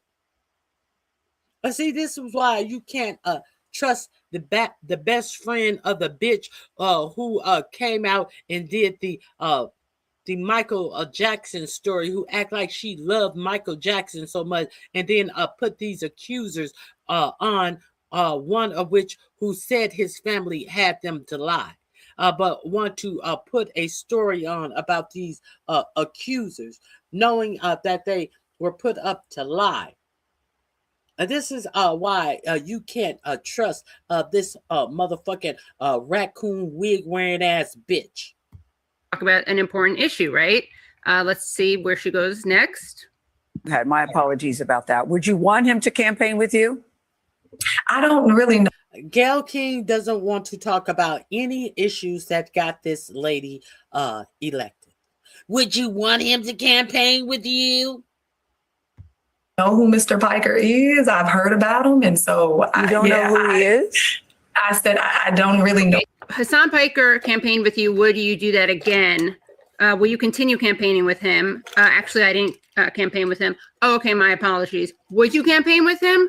I don't really know who he is. You don't know who he is? So now we've did 3 questions to Hassan Piker. Who he is personally or anything like that. I am actually focused on Florida and making sure that I'm talking to voters here to uplift their needs and their concerns. And so that's what my focus is going to be over the next 76 days. Hassan Piker is ridiculously like the boogeyman for Republicans and establishment Democrats. It's humiliating. It's so embarrassing to see everyone talk about him. But, and I like a lot of what Hassan says. He has said some controversial things that he's even stepped back. Now, I want to explain that, like, most of the stuff he said is great. But yes, he said some controversial things. I'm only bringing this up because why is Gayle putting streamer Hassan Piker, Twitch streamer Hassan Piker, and Rashida Tlaib in the same sentence, right? She's bringing up the fact that Angie has campaigned with both of these people. Will she continue to do so? What makes Rashida Tlaib controversial? Is it that fact that she's Palestinian? Well, it's just funny that if you're a progressive Democrat, like, you're damned if you campaign with Hassan Piker and damned if you don't. Because even if you don't campaign with Hassan Piker, they're going to try to make it an issue. And Angie Nixon, I mean, to the disappointment of Gayle King, it just focused on the issues that impact Florida voters. And that's one of the reasons why she won. Now, over on MSNBC, they're still a little bit uncomfortable with the fact that Angie Nixon joined the DSA. And Simone Sanders tried to give Angie Nixon like an exit ramp from embracing the DSA. And watch what happens. So did you join DSA? Is this about the organizing capacity and less about the issues? Because even today, like, Republicans across the country, but especially... Oh, God. I cannot even watch MSNBC because this big mouth amen, say it, girl, while talking over people, cheerleading while guests are trying to talk, all of this dumb shit that is done, all of this performative reporting. Ooh, you said it, girl, preach, yeah. Wow, guests are talking. Oh, please. Especially the Republican Senate Campaign Committee, they are coming out hitting you as a socialist. It's not aligned with Florida values. But the answer you're giving today makes me feel like it's not about the socialists. It's about the organizing capacity. Is that accurate? It's actually, it's actually about the issues that they care about the most, right? And DSA they didn't help me on my campaign. They didn't endorse me and anything like that. But I am in somewhat of alignment with some of their platform issues. So Simone's trying to get Angie Nixon to be like, this was just about the organizing help, right? Like, you just want to use the DSA for like their infrastructure, but you don't really agree with them on the issues, right? And Angie Nixon's actually, no, I do agree with them. I do agree with them on some issues, at least. Like for example, Medicare for all, which is still verboten in centrist circles, like on MSNBC. But I mean, the problem that neoliberal Democrats will have to confront is that it's a popular measure. Like, some of the DSA's key measures are popular. Okay, let's move on. There was one more clip that I wanted to show you about this. Was it? It wasn't about her. Oh, dumb Jesse Walters tried to do the same thing. Let's get into this. I have never seen an interview backfire on a Fox News host so hard. I want to show you all this rather fascinating interview between Fox News host Jesse Waters and Michigan Senate candidate Abdul El-Sayed. What I find interesting is how Abdul was able to flip the dynamics and make... Abdul El-Sayed. the name that they try to say, and they add his middle name and make it seem so scary, and make you think that he's some Muslim terrorist that is trying to bring jihad to the country. He has been called a terrorist. He is it has been said that he is trying to bring a Sharia law to the country. All of this hate speech to not speak about what his campaign was about. The campaign that he bought to the people that made the people vote for him to be the next senator of Michigan. See, they don't want to talk about that. The stuff that he says that he wants to do for you as the next senator of Michigan. But they are talking about all of this dumb shit. Let's get into this. Jesse Waters nervous throughout this interview. Jesse has been speaking poorly about Abdul El-Sayed on air for months and months and months, trying to paint him as this radical who hates America, trying to paint him as some Islamist who wants to take us all down. But once Jesse Waters is actually face-to-face with Abdul El-Sayed, at least virtually face-to-face with Abdul El-Sayed, Jesse Waters is nervous. None of his gotchas land. He can't stick the landing on any of it. And I'll even go so far as saying Abdul El-Sayed is the one who's able to flip the dynamic and get Jesse Waters off guard, get him to concede some things. So again, it's a rather fascinating interview. You guys know that I love to debate and do debates with the other side. So seeing this happen at such a high level was really interesting to me. I mean, it's a primetime Fox News host. I disagree, Adam. This is not a high level. Jesse Waters is no way high level. He has a high level on Fox News because he's crass and stupid. The level that he brings is in no way high level, because if he was high level, first of all, he wouldn't be posing these questions and this attitude toward Al-Sayed. Second of all, he does not have the mental capacity to even have the conversation that Al-Sayed is actually having. He's like a third grader trying to talk to a doctorate student about have a conversation about a serious matter. Let's continue. Debating a Michigan Senate candidate, and the Democrat clearly comes out on top, but I'll let you guys judge for yourselves. Make sure you drop a like. Make sure you subscribe to the... Do you know how many illegal aliens are in the country now? And I both love. Yeah, but I mean, that's a dodge. That was an anniversary of throwing away. 20 seconds into the interview, and he already has started. You and I both know that we've, long before we ever had ICE, we had INS. We were able to enforce our immigration policies without shooting people in the face and the back of the head. And we just celebrated our 250th anniversary. That was an anniversary of throwing away tyranny. Now, to bring that tyranny back under the guise of the U.S. government itself, that seems to me to be inconsistent with the freedom you and I both love. Yeah, but I mean, that's a dodge, Abdul. They did the same thing as ICE back then, INS. Do you know how many illegal aliens are in the country now? People in the face and the back of the head. Do you know how many illegal aliens are in the country now?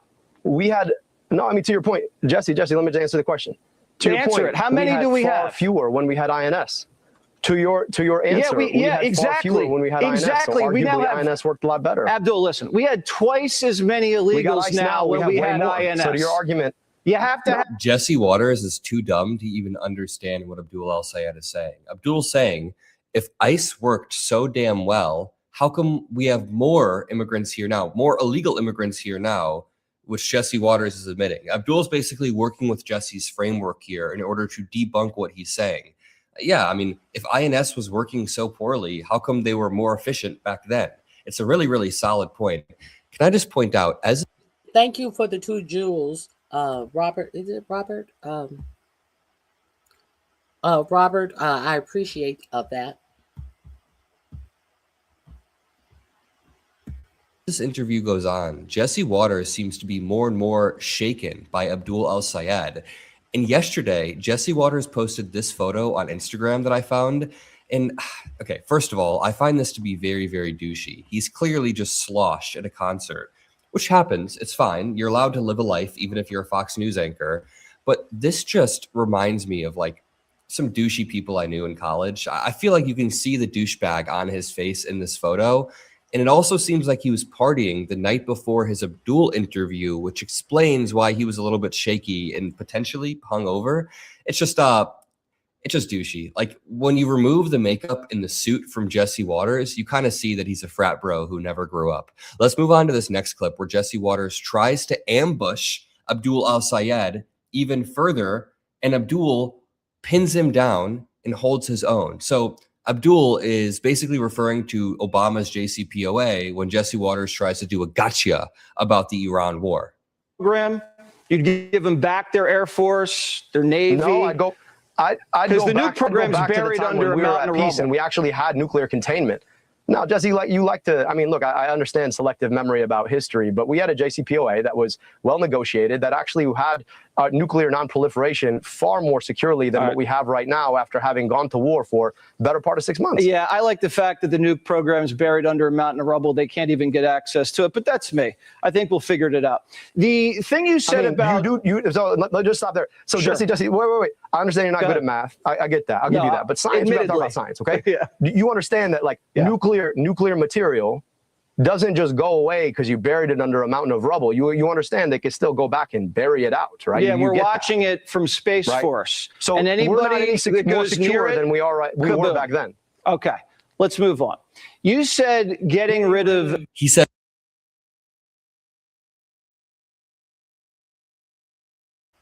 Okay, let's move on. Idiot. A whole idiot. Let's continue. Let's move on. He actually just said, let's move on. Isn't that just a concession that he's losing in the moment? We were back then. Okay, let's move on. You said getting rid of Sharia law was white supremacy. Let's roll the tape. Go. I don't have to tell you that the same exact forces that drove native peoples from their land 2 centuries ago, destroyed Black Wall Street a century ago, bombed a building decades ago, and tried to ban Sharia law not a decade ago, that those forces are alive and well today. So, okay, you guys see how this is an ambush, right? They had a bunch of clips from years ago, from 5-6 years ago, just ready to play, ready to throw at Abdul al-Sayed. Getting rid of Sharia law is white supremacy. Can you explain that one? Do you know what canon law is? Jesse, I assume you're Christian, right? Yeah, tell me. All right, so canon law is the name for Christian law. I don't begrudge you your right to practice your faith as you choose. I don't know why the idea that I could practice my faith as I choose is a problem. Nobody is trying to push Sharia law on anyone else, just like I hope nobody is trying to push canon law on anybody else, because we live in America where you should have the freedom of your religion. So the idea that you have somebody like Tommy Tuberville, right, who barely was good at coaching football, is out here trying to ban Sharia law when there's less than 1% of the Muslim community in America, as if somehow Muslims are out here trying to push Sharia law, that seems to me to be deliberately targeting the Muslim community because they're different. And I'm just saying that, like, I have no issue with people practicing their faith. In fact, I would never want somebody to push their faith on me, and I would never want to push my faith on somebody else. Good, because no one wants you to get rid of your religion. And so the idea, no one wants that. So, but when people preemptively go out there and start preemptively passing laws to ban something that's not happening, what you're trying to do is target a very small community because they're different. And this operates. I mean, look, I'm just going to say, there's statistical evidence that the president Sharia and the vice law in president Michigan like is to kind of target me scary. simply people as a don't function go of my for faith. that. I don't know how else to say it other than Jesse Waters is totally outclassed in this interview. All Jesse Waters... Maybe Sharia law don't go well in Michigan. People don't go for that. Nobody is making people go for that. We're talking about religion. You guys are trying to make this seem like these are some concept of law enforcement as opposed to a religious belief. People don't go for that in Michigan. And a lot of people don't go for Christianity in Michigan. So what's so scary about it? Do you see what's going on here? When they say Sharia law, they make you feel like they are trying to set up real laws when they're talking about a practice of religion. Let's continue because they know that most too many Americans are stupid, and they can just tell you anything, and you will take their words as actual facts. Let's continue. Has are these snarky, smug quips that don't really quite make sense in the context of the conversation. And Abdul El-Sayed is, he has the burden of laying out his entire positions. He just drew a parallel between deep Christian law and Muslim law, Sharia law. And Abdul El-Sayed did that while still respecting the First Amendment and freedom of religion. Like, Abdul just had a very nuanced, complex answer. And all Jesse Waters has are these smug jabs and smug remarks. Get out of here. Here is Abdul El-Sayed, after getting ambushed by Jesse Waters, getting questioned once more on the same thing. You told me you want to say something, and I want to just finish my point, okay? Yeah. If the only answer that Mike Rogers and Donald Trump and J.D. Vance have to this economy is to point to me and say there are scary words associated with him, I'm just going to tell you, those scary words are not raising gas prices or keeping you from seeing your doctor. I'm interested in getting money out of politics, putting money in your pocket, passing Medicare for all. And I think that actually will solve problems in Michigan. I'm not scared of you. If you think, Abdul, I just think you're a little misguided. Or running against my faith is going to fix problems, go ahead. No, I just played what you said and we talked about it. So we're all good. You also said this. You want to... Yeah, keep moving on, Jesse Waters. You got rolled on the first topic, then you got rolled on the second topic, and then when you tried to ambush him with a clip, you got rolled on the third topic as well. And now Abdul's sitting there smiling. He doesn't have to be smug and snarky. He knows that he's winning via intellect. You also said this. You want to replace the right to bear arms with the right to health care. You don't want to replace the Second Amendment, do you? Well, look, man, I think more people are more worried about whether or not they can see a doctor than whether or not they can have a gun. I'm just going to put that out there. I mean, honestly, on that one, he should have just said no. He should have bitten the bullet and said no. But people aren't worried about that. They're worried about prices because this allows Fox News to distort his words. But he's killing this. You're dodging the question. Do you want to replace the Second Amendment? I'm just saying that more people are more concerned about seeing a doctor. If we had a right to health care in this country, they probably wouldn't. And I think that'd be a pretty good thing, don't you? I think you dodged the question. And that's a pretty big one in Michigan. But I'll take it as what you said. You said Colin Kaepernick. I'm perfectly fine with people. Let me just finish to answer your point. You said I dodged the question. I'm perfectly okay with people having their hunting rifles. It's an important pastime. I've got family that goes hunting every single year. But don't you think we should have a right to health care? Don't you think? We absolutely should have a right to health care. And I'm glad that he was able to bring it home at the end there so cleanly and beautifully. This next clip I found to be rather hilarious. So Jesse Waters tries to call out Abdul about football. And Abdul, in a very, very solid way, goes, I would literally play football with any Republican. Then they start to argue about sex change surgeries for minors, which really doesn't happen at all. Jesse Waters tries to pin Abdul down, but Abdul has a really good gotcha that flips the entire thing. I'm going to play this. Colin Kaepernick was a good guy, and you said the NFL was racist. What did you mean by that?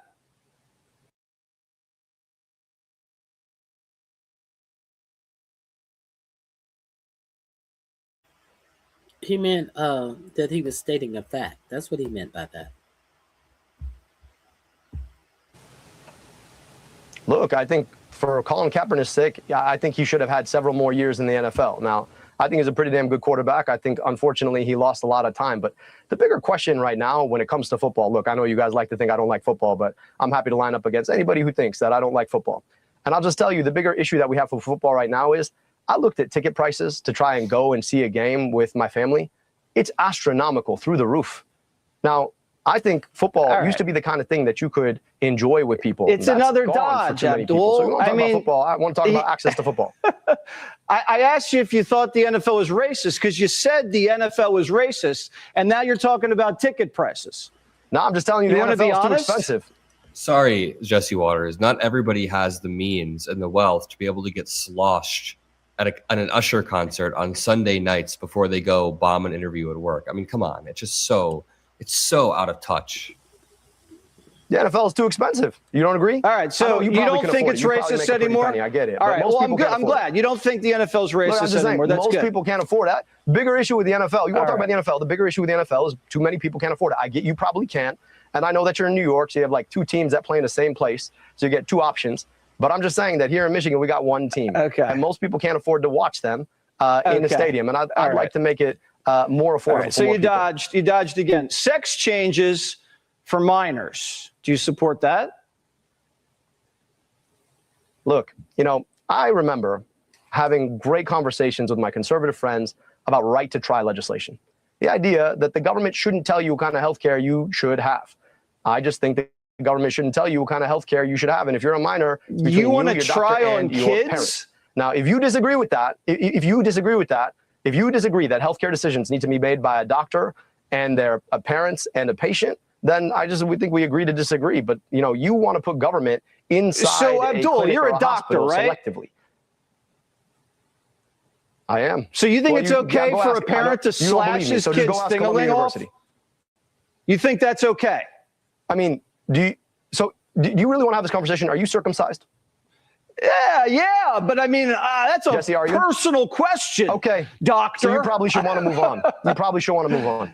Is circumcision's different than castration? I think it's a problem. That was a personal question that you asked about would you like doctors to be slashing someone's genitalia off as a child, which is not done in the United States. That was a personal question as well.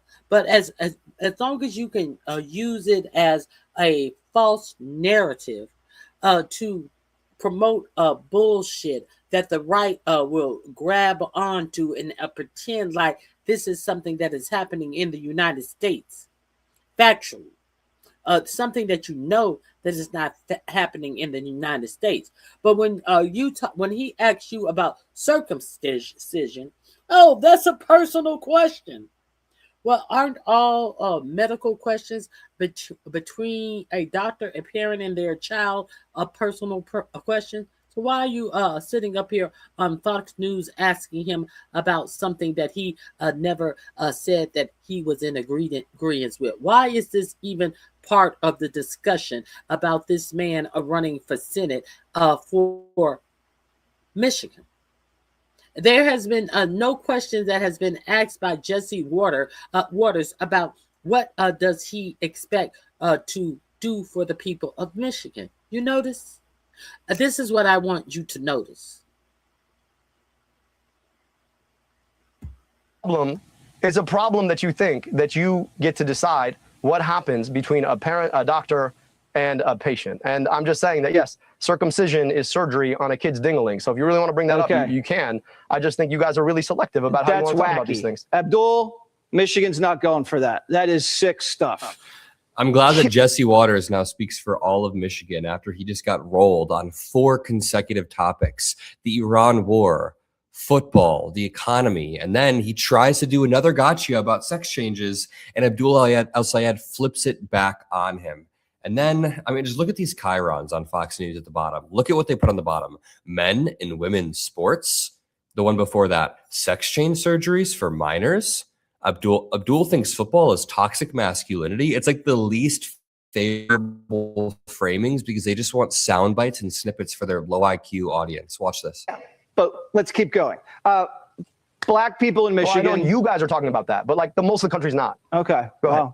All right. Can I also just point out, they have only asked him about culture war grievance issues this entire time. Have they asked him about anything that is actually of substance to the American people? Nothing about the economy, nothing about gas prices, nothing about healthcare, nothing about any of this. They've asked about football and sex changes. All right.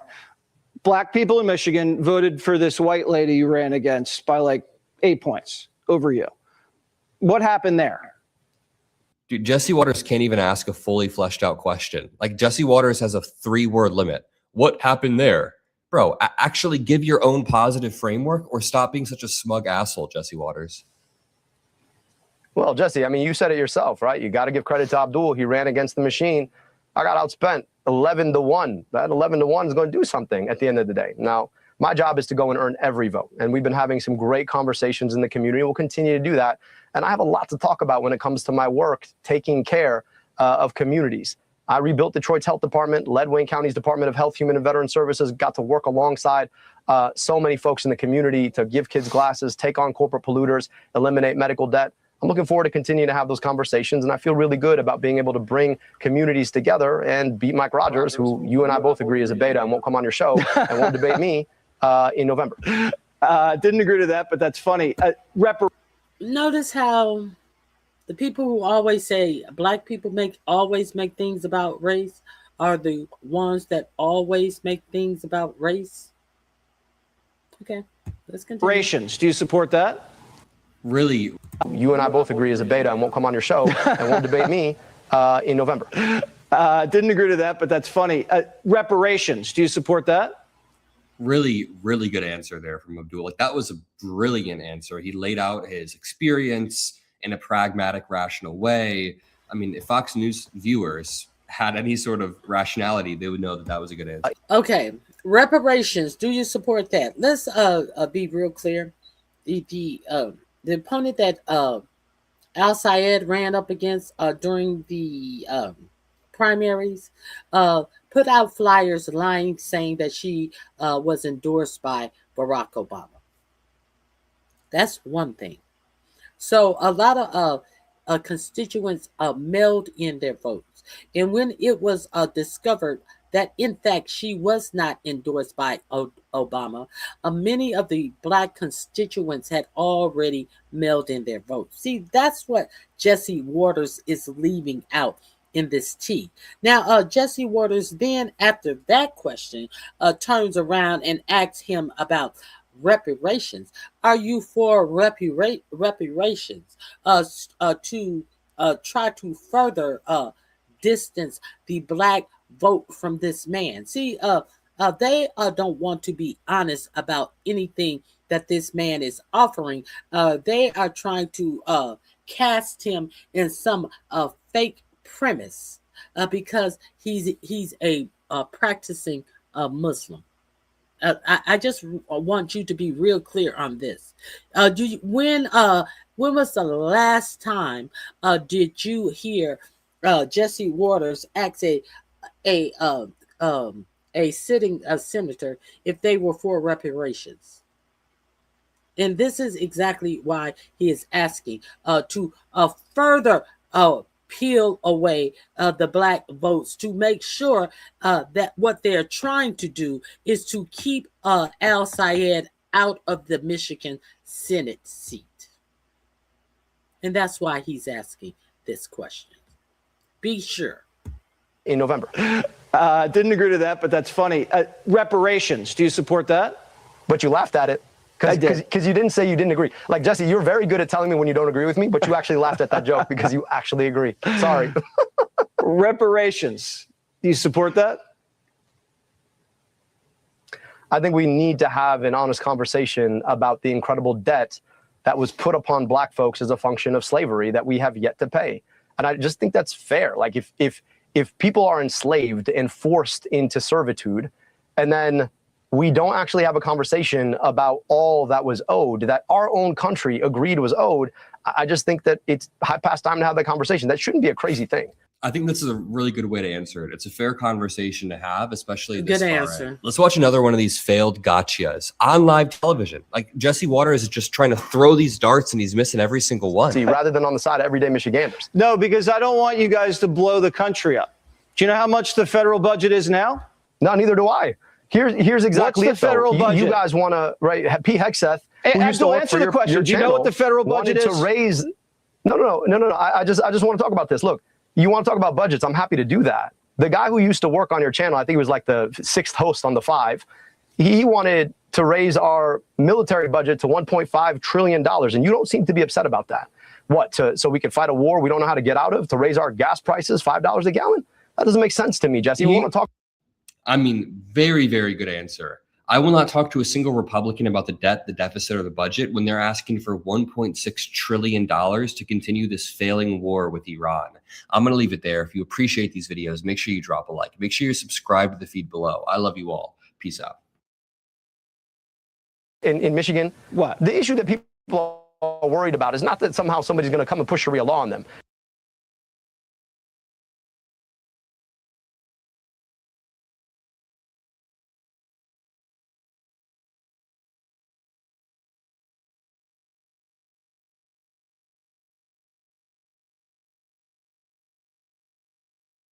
The issue in Michigan is people are worried about how they're going to afford their gas.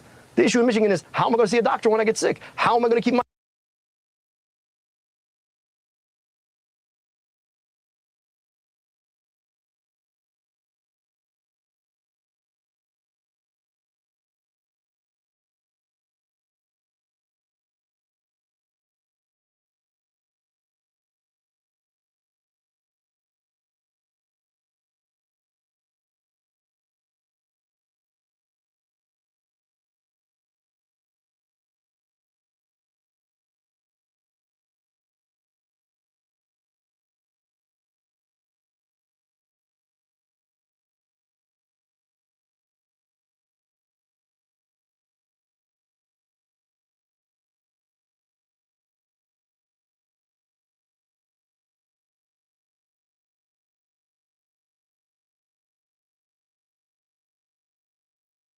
job? You're out here, honestly, you guys love to play this culture war game, where you use these words that sound really foreign to avoid actually having to talk about the issues that everyday people like to talk about. Now, look. They pretend to be dumb. They ask you all these weird, whacked out questions. And, but this is, you know, unfortunately, where some of the voters are. So you got to try these venues. And Dr. El-Sayed did. So, okay, let's see how it went. Sex changes for minors. Do you support that? Look, you know, I remember having great conversations with my conservative friends about right to try legislation. The idea that the government shouldn't tell you what kind of health care you should have. I just think the government shouldn't tell you what kind of health care you should have. And if you're a minor, you want to try on kids? Parents. Now, if you disagree with that, if you hold on. I don't know if my mic was on. All of these links are going to be in my description box. I just went back and my mic was closed. I wanted to be sure that I tell you that that my mic was not closed. I want to tell you that you notice what Jesse Waters is not talking to him about. He's not talking to him about these tariffs that have been put on Canada. What impact that it will have on the people of Detroit, who Canada give free heating to. These are not the things that Jesse Waters is talking to him about. If you think that Jesse Waters gives zero fucks about what this candidate is going to do for the people of Detroit, no, he gives zero fucks about the people of Detroit and their choices. He's trying to paint false narratives of this man because he's a brown-skinned Muslim man. But notice what the people of Detroit are going to have to really deal with as winter is coming. Yes, what did they say? Winter is coming. Winter is coming. Is Jesse Waters concerned about the Michigan people and the tariffs that were put on Canada? Canada that so freely gives free heating oil to the people in Michigan?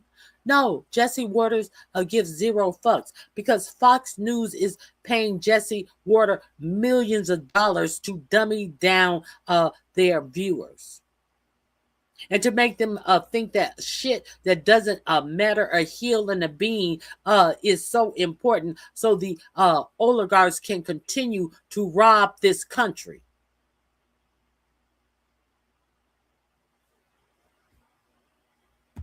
you disagree with that, if you disagree that healthcare decisions need to be made by a doctor and their parents and a patient, then we think we agree to disagree. But you know, you want to put government inside. So Abdul, you're a doctor, right? Selectively.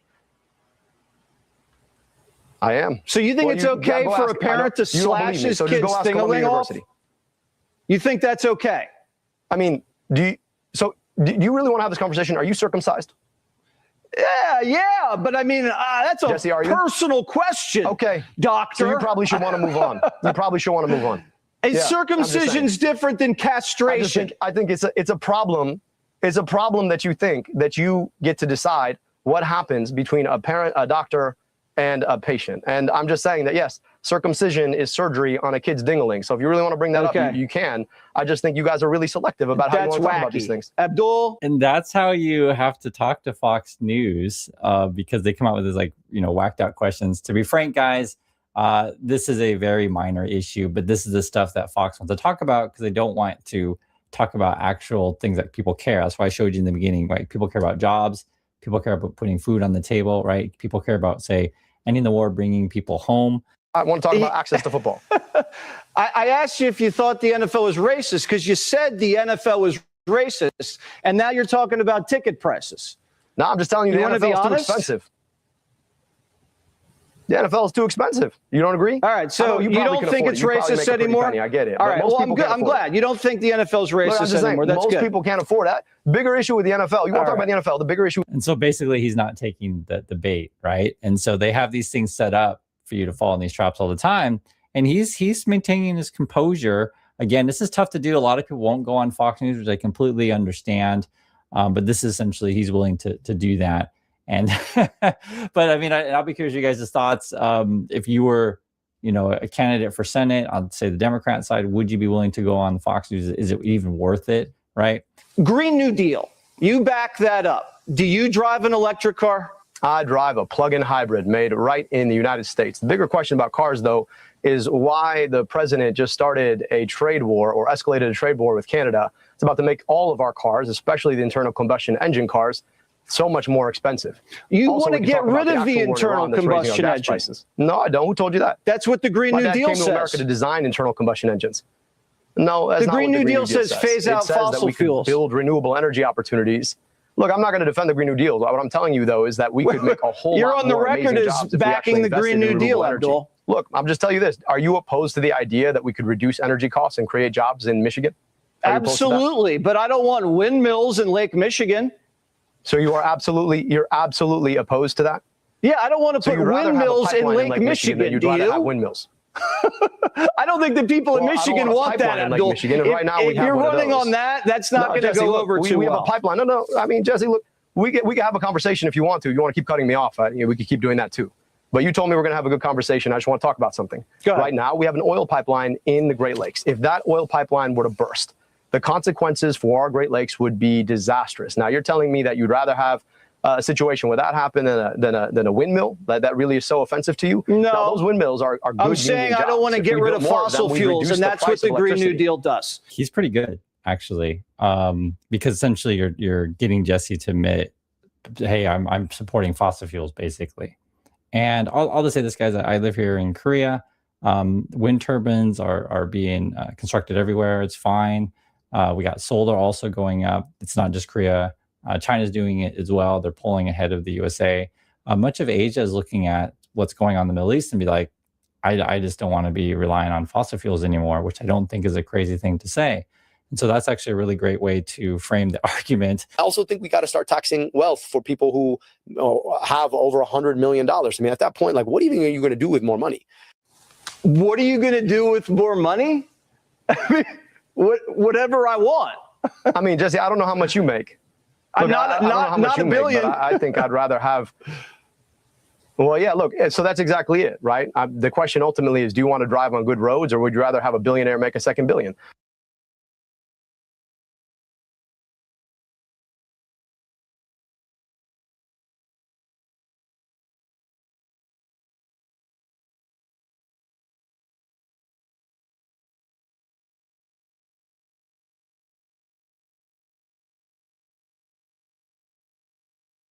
That's what Mike Rogers wants. That's what Donald Trump wants. Apparently, that's what you want. I think the people in Michigan want something different. They want good roads and good schools. So you're saying Beyonce, who just became a billionaire, she has to break you off something every year? She has to pay the politicians? It's not me. It's the American public. You're Beyonce, the one that wants the money. To be able to contribute back to the public schools that she went to. I think she'd be happy. And you can see how, again, Waters is trying to twist the argument. How disingenuous. You're the one who wants the money. Yes, the rich are going to have to pay. Oh, Beyonce has to pay you. She just became a millionaire. I hope my mic was on when I told Rob to have a fabulous day at work and a great remainder of his day. Thanks for being here, Rob. We're here Monday, Wednesday, and Fridays between 8 and 8:30 a.m. Thanks for joining the show. I appreciate your support.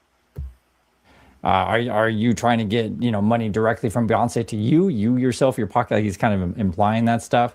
And again, this is how you have to address this: is like, hey guys, these people are extremely wealthy. It's not crazy to say, hey, pay your fair share, and we can have roads, we can have schools, we can build a fruitful society. And it's strange that Waters was first defending the oil companies. Now we're supposedly defending billionaire class. Happy to invest in good roads in her community.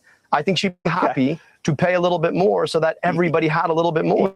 You're reaching a little deep into the pockets, to be defending Abdul. Billionaires from your channel, Jesse. That's a crazy thing. I thought you were for. I'm just saying. Look, at the end of the day, I thought you were for the everyday man. Like if you're for billionaires more than you're for every other person, well, you and I are just going to disagree. No, I just think I have the right to the fruits of my own labor. That's America. It's not communist what you're talking about. No problem. Let with me it, ask Jesse, you is about and I both know socialized health care. Billionaires don't make money. And let me just answer the question. Sure. No. Let me go back to that. Go ahead. Billionaires don't make their money off of their labor. That I think is where you head off. Billionaires that make their money off their money. So if you have $1 billion, your billion makes another. Billionaires do no labor. There's no labor that billionaires do. Billionaires make their money off of the labors of others. 100 million. That's not the fruits of your labor. That's just the fruits of your money making money. I think it's okay. Like if we tax you at 7%, you're still gonna make what, a cool $30 million off your $1 billion. I think it's okay. They're gonna be okay, Jesse. Yeah, I just don't like the idea of politicians like you. If you're someone like Elon Musk, you don't take a salary, right? So you can avoid taxes that way. And Trump will say, oh guys, I don't take a salary. I don't make any money from the White House. And that's kind of the talking points they'll do on Fox News. But let's say in Trump's situation, if your family is getting benefits from government contracts and otherwise, then clearly something's going on there. Or if your family's benefiting from insider trading, these kind of things, clearly there's something going on here. Or in Elon Musk's situation, if say I'm not taking a salary, and you can come, oh, see, I don't take a salary, I just do it for the good of the people. Oh, right. Then Fox or people fall at stuff and they're morons. But basically what it is that he gets loans, lines of credit based on his stock options and assets effectively, right? And then doesn't have to pay taxes. And so the question, say in this situation is, should we be taxing it when people like Musk or Bezos or whoever, again, are living off lines of credit and loans effectively? It's going to cost the average Michigander a whole lot less than they pay right now. But I'm just going to tell you. No, but what's the price tag of the program? Who voted to raise prescription drug prices 19 times, right? And so I want to bring costs down. The price of the program is going to be substantially less for an everyday person who's out here who can't afford their health care and worried about losing their health care with their job. Well, give me the total number. Look, while you're out here trying to talk about the broader national budget, I'm a lot more interested in the everyday budgets that Michiganders are thinking about. And that's exactly the budget that Donald Trump and Mike Rogers are blowing up right now. Well, I just don't see why you're so on the side of the billionaires, Jesse, rather than on the side of everyday Michiganders. No, because I don't want you guys to blow the country up. Do you know how much the federal budget is now? No, neither do I. Here's exactly What's the federal budget? You guys want to, right? Pete Hegseth, who used to work answer for the question. Do you know what the federal budget is? To raise. No. I just want to talk about this. Look, you want to talk about budgets? I'm happy to do that. The guy who used to work on your channel, I think he was like the 6th host on the 5. He wanted to raise our military budget to $1.5 trillion, and you don't seem to be upset about that. What? So we can fight a war we don't know how to get out of? To raise our gas prices $5 a gallon? That doesn't make sense to me, Jesse. We want to talk about the things that we actually should spend on. To me, I have a feeling, Abdul, you don't even know how much money the government spends every year. Do you know? Look, the question, Jesse, to me is, so you don't know. Let me stuff that they do. Oh, you don't know the numbers right offhand, right? But the basic gist of it is that it's $7 trillion federal budget. You got about a $5 trillion revenue coming in, so you're short about $2 trillion. That's the simple numbers. And then this becomes important when you're talking about, okay, so where are we deficit spending? Where are we, effectively wasting money? And then he's bringing up, hey guy, don't you care about the 1.5 trillion on this war we don't need to be fighting? And so I think these kind of ways are simple ways to understand this stuff. And also too, you can see clearly how this debate is played. Jesse's in it for the gotcha questions and stuff like that. also he's coming in to say, hey, this is sort of what I want to do for policy. It's quite a different approach. Are you glad the Ayatollah is dead? Yeah, I mean, look, he was a terrible person, but that's beyond the point. The bigger question is, should we have gone to war in the first place? So, look, I just want to be clear with you, right? I mean, I'm never going to defend the Iranian regime, but I am going to defend the idea that we probably shouldn't be fighting wars we don't know how to get out of. Oopsie, you go to war and you tell us that it's going to be a special military operation. That was in February. We're now in September almost, and we're still fighting the special military operation. I mean, it's not working for us, Jesse. We're not really this fighting is exactly what happens when you've got a dunce in the White House who doesn't know what he's doing. So you'd go back in time, you'd give them back their nuke program, you'd give them back their Air Force, their Navy. No, I'd go because the nuke program's buried under a mountain of rubble, and we actually had nuclear containment. Now, Jesse, you like to, I mean, look, I understand selective memory about history, but we had a JCPOA that was well negotiated, that actually had nuclear nonproliferation far more securely than what we have right now after having gone to war for the better part of 6 months. Yeah, I like the fact that the nuke program's buried under a mountain of rubble. They can't even get access. You can always tell when Jesse loses, right? He gets real quiet and it's like, okay, let's go on to the next thing, basically. And this is sort of how the game is played. So these guys, remember, Fox News, they're professional liars. So they're very good at lying and doing the game that they play. So I think Abdul's doing good also. I don't have to tell you that the same exact forces that drove native peoples from their land 2 centuries ago, destroyed Black Wall Street a century ago, bombed a building decades ago, and tried to ban Sharia law not a decade ago, those forces are alive and well today. Getting rid of Sharia law's white supremacy. Can you explain that one? Do you know? Let's the link is in the description box.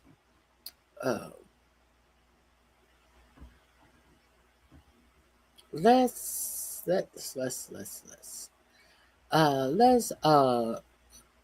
end with a little information about Dolly Parton. Rest in peace, Dolly Parton. The day before her death, she made a statement that she's sorry she hadn't been more in touch with her fans, but she needed to take care of some health issues, and the death of her husband had really slowed her down. So let's get into some Dolly Parton legacy that you may not be familiar with. The most progressive person in America. And she did it, part of her life that the eulogies are. Family said Dolly Parton, dying Tuesday in Nashville, 80 years old. Her family said she went peacefully. And I want to talk about the part of her life that the eulogies are probably going to skip. Because for 40 years, she was effectively the most progressive person in America. And she did it without ever saying the word progressive. And look, right now, everybody's a fan, including Donald Trump, including people who spent the last decade calling every single thing she did woke. So let's put the real record on the table. Not just her songs, her record. Start with a shoebox back in 1995. Sevier County, Tennessee, one of the poorest counties in the state, where her own daddy never learned to read. So she started mailing a free book every month to every kid in the county from birth to age 5. No income test, no paperwork, just a free book with your name on it. That's the Imagination Library. And as of this year, it's in all 50 states, Canada and the UK, Ireland, and Australia. It mails more than 3 million books a month. It's given away over 200 million in total. Governors, red and blue, put it in their state budgets because it works. Illinois, Ohio, Oklahoma, Montana. It's a federal literacy program. Just without the federal government, Dolly Parton did it on her own. Before that, back in '88, she went into the schools in her home county where the dropout rate was 35%. She told the 7th and 8th graders that she would give them $500 if they finished high school. The dropout rate went down to 6%. Giving cash to poor kids conditional on them finishing school. 2016, when the wildfires tore through Gatlinburg, she didn't do a benefit and leave. She gave every family that lost a home $1,000 a month for 6 months. No strings attached. The My People Fund. Her telethon raised more than $9 million more. In 2020, she wrote a $1 million check to Vanderbilt for coronavirus research. That money helped fund the trial for the Moderna vaccine. Her name is literally on the paper in the New England Journal of Medicine.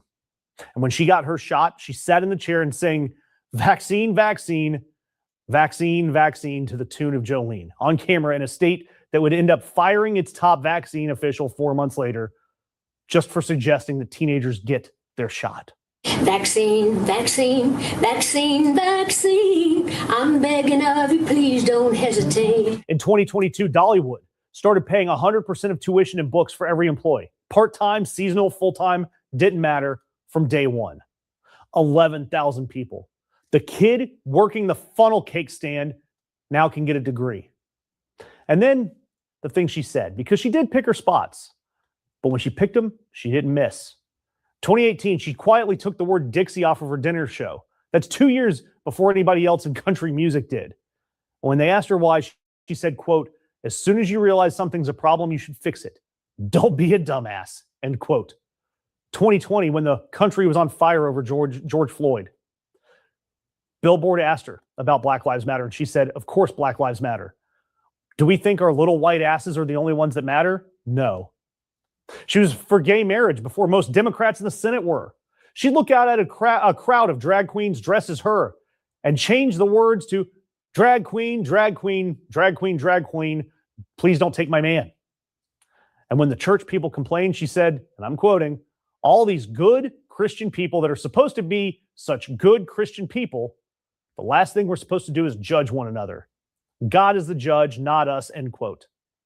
I've got to ask you guys, what was the big Dolly moment for you? The song, the books, the vaccine, the drag queens, or the thing that you found out about her this week that you did not know? And is there another public figure alive that could pull off all of that in a red state without getting run out of her own hometown? Now, the part that they'll definitely leave out, the Medal of Freedom. The Trump White House has offered it to her twice. She turned it down twice. The first time she said that her husband was sick and COVID was the issue the second time. But then she said this, quote, "Now I feel like if I take it, I'll be doing politics," end quote. Barack Obama went on Colbert and said it was a screw up that he never gave Dolly one. She had two chances to stand in the East Room next to a man who mocks people for a living. She said she'd rather stay in Pigeon Forge and mail her books. And her one rule about politicians from her own song a couple of years ago, quote, "Greedy politicians, present and past, they wouldn't know the truth if it bit them in the ass." That's her platform. She didn't need to say she was a progressive. She didn't need to say she was part of a party. She simply put her money where her mouth was. And one more story, because it's the one that explains a lot to me. 1974, wants to record "I Will Always Love You." At the time, she's a 28-year-old. So it could be the biggest thing ever to happen in her career. And the night before the session, Colonel Parker calls and says Elvis records it only if he gets half of the publishing, half of her song. Dolly Parton cried all night long. And then she said no. She waited 18 years to see Whitney Houston recording her song. And Dolly said she made enough money off of that one song to buy Graceland.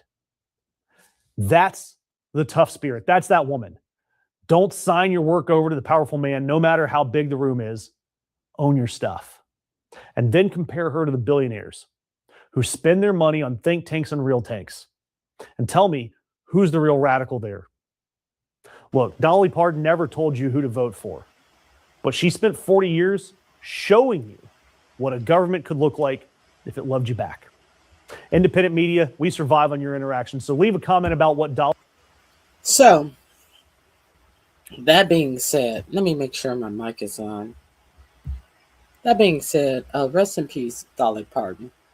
When you look at all of these oligarchs and all of these tech millionaires looking out for themselves, their families, and their loved ones specifically, and the biggest idea that they have is a way to take all the jobs away from regular American people as they enrich themselves.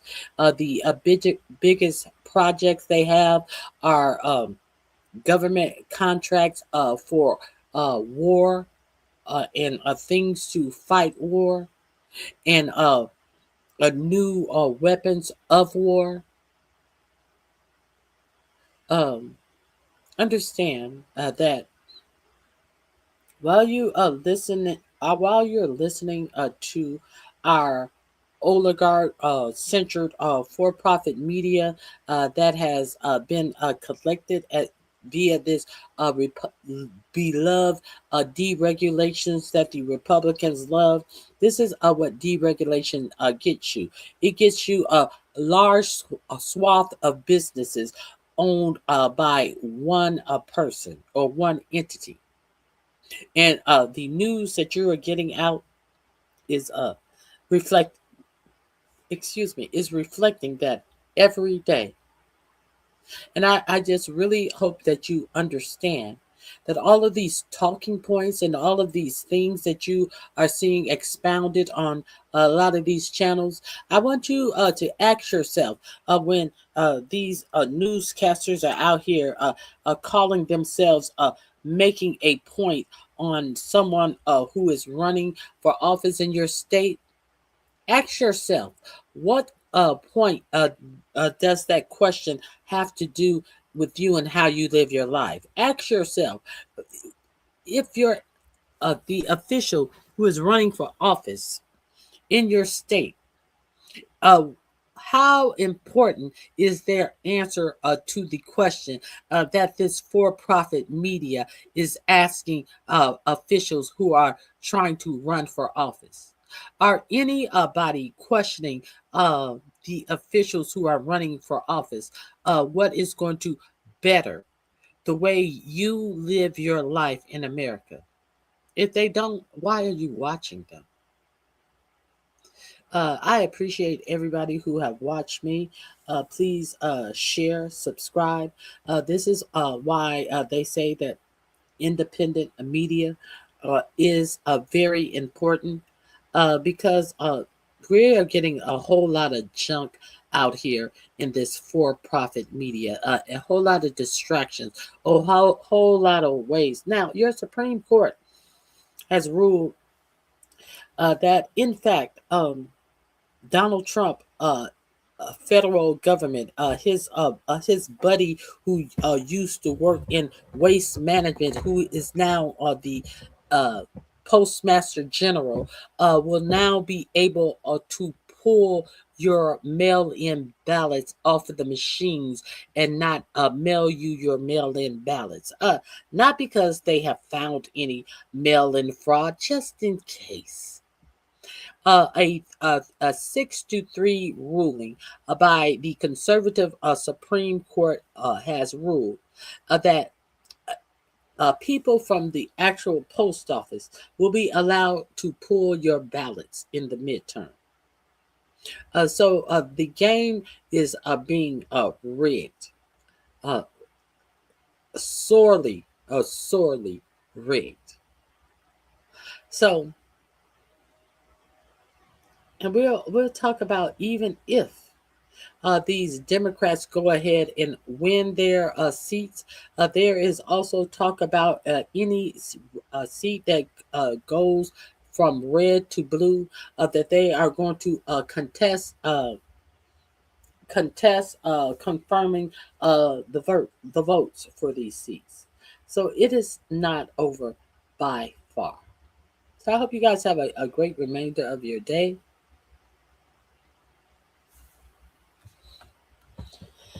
Yeah, it seems that way.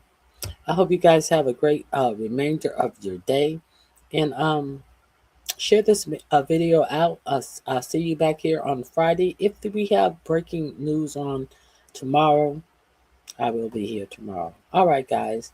Thank you for being here. God bless you.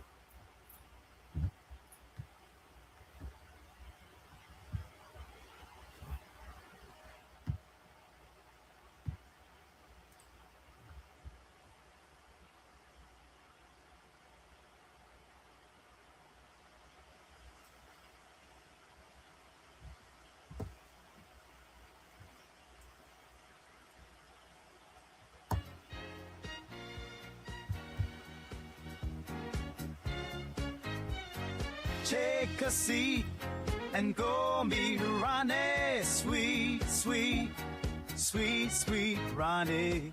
No day complete without my Ronnie. She can't be beat.